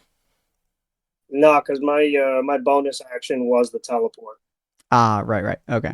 So yeah, you attempt to sway. He backhands it like a toy, essentially, as he just kind of looks. He looks up at you, but you can feel the disdain of someone who's looking down on their opponent. Dakota, is now your turn. You are very injured. You roughly. Oh, good. I was going to say Dakota does have a health potion. That's true. I do. Yeah. You know that roughly speaking, the 2 arrows came from over here. Okay. Roughly speaking. Okay. And also the mage goes next turn. He does. Mm-hmm. Okay. Alright, how do I go about the health potion? I believe. Would be... Yeah, okay, if you. Sorry. You're good. If you are using it as a bonus action, you roll 2d4 plus 2. If you're using it as a main action, you gain full health. Oh, like completely? Well, not your entire health bar. You gain full max roll. Oh. Yeah. So it'd be I didn't know 8 that. plus 2. I have it in my game rolls, I believe. Yeah, drinking health I didn't potions. know. Taking a potion Oh, I as haven't an read that. action, you get full healing benefit. You can use a potion as a bonus action, but you roll for the healing. You can do either to an ally next to you as well for the same effects above. So a potion of healing is 2d4 plus 2. If you use an action or you're out of combat to drink it, you get 10 HP. If you use a bonus action, you do have to roll the 2d4 plus 2. Mm-hmm. Okay, well, I'll take it as a bonus action. Okay. Plus 2d8 plus 2. Mhm. 2d4 plus 2. 10. 2d4 plus... Oh, that was embarrassing. 2d4 plus 2. Don't worry, you're smiting yourself. It was 8, that's okay. I mean, that's about the same. So there you go. All right, you get 8 health. Okay, well, better than nothing. Mhm. All right, let's Yeah, see. the mage is flying So- high right here. You know the arrows came from over here as well. Zone 3, near the bottom. Okay. I kind of want to get those freaking scout guys, but I'm actually not entirely sure if I have any, like, usable spells for that. And I don't think I'd be able to hit invisible enemies with They're my not gun. invisible. Oh, they're not invisible? Wait. No, they're using the fog to hide them. Oh. Because they are roughly like 60 some feet away from you. So it's really hard to see through this fog. When the fog gets dissipated, it's a little bit easier, which is why this guy is currently viewable. Okay. But this one at the bottom is using the fog and most of the boat itself as his cloak, essentially. To see him, you would have to roll a perception. Or you can just shoot blindly. I'll try rolling perception. Does that take anything away? Nope. Okay. Boop, boop. Give me the good stuff. That's the good stuff. That's the good stuff. He is... Let me take away this measurement real quick. And make him exist. He's right there. Okay. Alright. I'm gonna sharpshooter 3 times. Jesus, go for it. And keep me in mind this is with the elemental shot. Okay, and that does... Yeah, how much that- necrotic? I think that's just... No, okay, that's just like a kind of shot. That doesn't add Oh, anything. okay, it turns it into a necrotic shot. Okay. So feel free to roll your... Oh, I have to still... Are I you... have to No, you select used a your bonus token. action already, so just three hits. Oh, okay. Just... Wait, how do... So you have It's not letting me multi-attack? It's not letting me multi... It says select 1 token. Oh, you should be able to click yourself. Oh. Oh, there you go. Okay. Weird. All right. Yeah, it's a little bit 3 finicky. It's okay. things. Full shadow. Give me the good Jesus. stuff. -5 to each of those. So first one doesn't hit, second one hits, third one doesn't. So you only get 1 hit. Okay. So I think that's just 1 damage. Give me the good stuff. That's not the bad. good stuff. That's 1d6 plus 5 plus 10. So that's 20 damage. Then your elemental is necrotic. Yeah. Okay, so he's just don't take a flat 20, and he too. You pretty much like you blast off chunks of his like ribs. Like you hit him in the midsection, and it blasts off a whole chunk of his chest. He is not good. We're fall? going. Huh? Does he fall? Oh, that's a good question. We're going to do that. He does not. Oh, he's pretty good at staying up there. They are very talented. How are you still alive, sir? He does not reply. Darn impressed. Dedication. Dedication. So for the mage / Nia's turn, we're going to be ending it on this turn after we do this, as we do have dinner here in just a bit. But also I want Rue to be here next episode. But for this, we're going to have a power off, essentially. We're going to do a couple of rolls. And depending on the outcome of these rolls, we're going to see what happens to the storm. So we're going to do... Well, let me look at his abilities real quick. Okay, what's your Arcana? Just use spell attack bonus. Oh, that works, My actually. In general, I'll roll for Yeah. those. What My was your spell attack Arcana bonus? is- Oh, my spell attack? How do I see that? It should be... It should be on your spell list. Yeah. On my spell list? Okay. At the top of your spell list, I believe. My ability is +4, my attack is +8. Okay. Ooh, yeah, +8. Nice.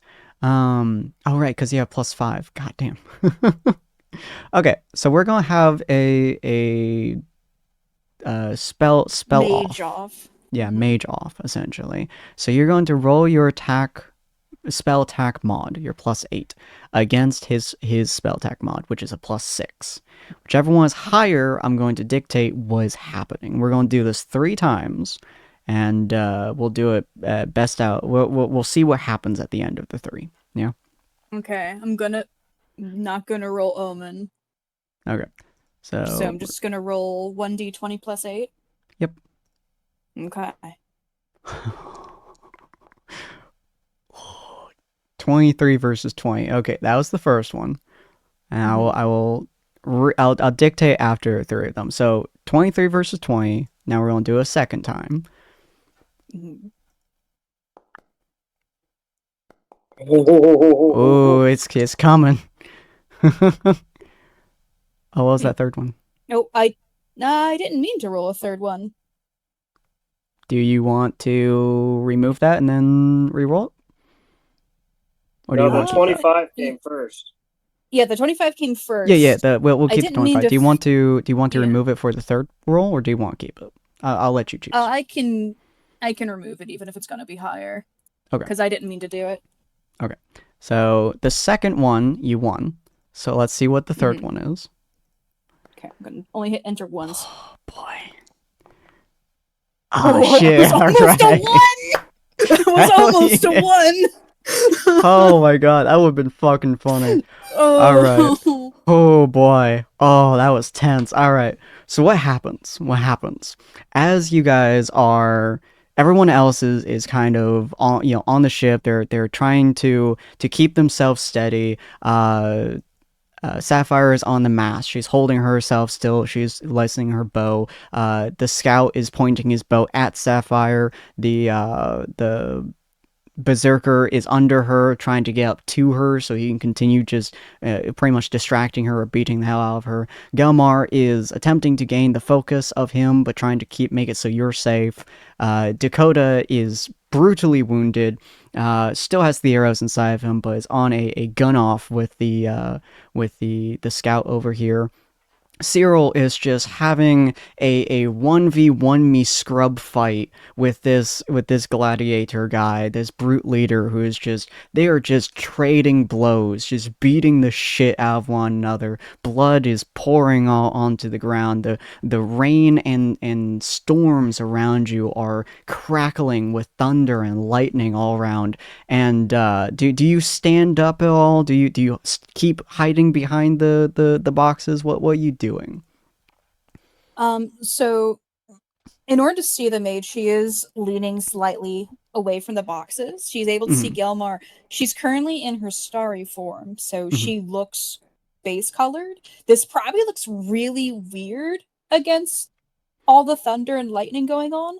She's glowing, but she's also dark. And there is a dragon, like a long dragon, not like a Western dragon. There's a long dragon like coiled around her, and its eyes are focused on the mage.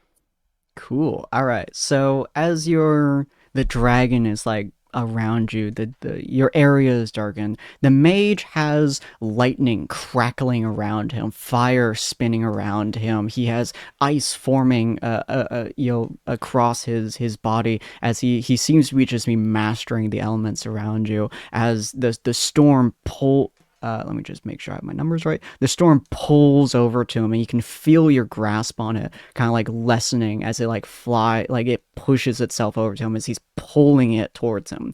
And then he like strikes some lightning next to you, but it doesn't seem to do much as the lightning kind of twists and floats back into the air as the air crackles and practically screams as you feel the clouds above you the very storm itself bending to your will as you're condensing it, you're pulling it, and you're shaping it however you decide to use and form it. And as you feel the atmospheric pressure growing, as the ship starts to creak from the sheer amount of force being pushed down onto the ship itself, you can feel the storm itself bending to your will.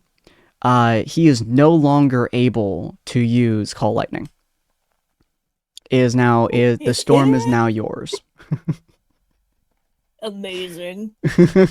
You have now taken the storm from him. He can still use things that use lightning, of course, but you have now taken the storm itself from his grasp. He can no longer hit with lightning bolts from Call Lightning, which will be very invaluable to you guys. But that is where we're going to be ending this episode for the day. We are going to be continuing this combat next week, Friday, at 6 p.m. PST. Like always, we should hopefully have Rue with us next time, as we have several party members who are very, very injured. There are a lot of different things happening right now, a lot of different battles going on, a lot of different damages taken. I don't think Gelmar has actually been damaged all that much, but Sapphire is hurt, Ania's hurt. Out of my 71 HP, I have currently taken 10 damage. God. Yeah, Gelmar got hit first in the whole battle, I think. I think so. And that's the only time. yeah. And Dakota I've been hit is 3 times. They've just done this poorly on damage rolls against me. Dakota is severely injured, with Cyril being only a little bit injured. They are just duking out with one another. So we'll see how all this goes by, whether or not there will be additional combatants possibly, or whether or not this mage has more tricks up his sleeve. And let me tell you, he has one more, which will be a very, very fun time if he gets to live that long. We'll see if he gets to. That was lightning. that was the mage and Nia's turn, because effectively you have just erased one of his spells out of his whole pocket. Okay. Yeah, so that took up my turn as well. Yeah, you physically took the storm from him, which also means you now control the storm for the next couple of minutes. However that means to you, I'm very curious on what you decide to do with it. That also means your Call Lightning is, you can switch it between lightning, frost, and fire damage. Yeah, because it's a magic storm. Because it's a magic storm. All right. No one survives. Not even the gosh darn children. I know, right? So, hopefully you guys enjoyed this. If you guys did, feel free to hit that follow button. We do all kinds of series throughout the week. I have games on Saturday, Monday, Tuesday, Wednesday, and Thursday. All kinds of fun stuff that we do, from TTRPGs to video games like Celeste that we're going to be doing and finishing tomorrow, as well as group games like Terraria, Minecraft, and all forms of cozy and non-cozy games like Elden Ring here soon as well. If you guys are interested in the folks that are playing with us, we have all kinds of folks, some of which you can see on our channel, some of which you can't. Gelmar is also in many of my video game series. Dakota has done all the brilliant art for all this entire series aside from Gelmar. And Ania is the wonderful Storyestry, who is Story. Oh my god. Nope, that's not how you spell it. Storyestry. My hands are so cold, dude. There we go. my hands are freezing. But go follow her at her wonderful stuff. I'll fix that period's off, but whatever. And we'll see all of you fine folks if you guys decide to tune in next week at 6 p.m. PST on Friday. Have a good night, ladies and gentlemen. Bye. Bye. Take care. Bye.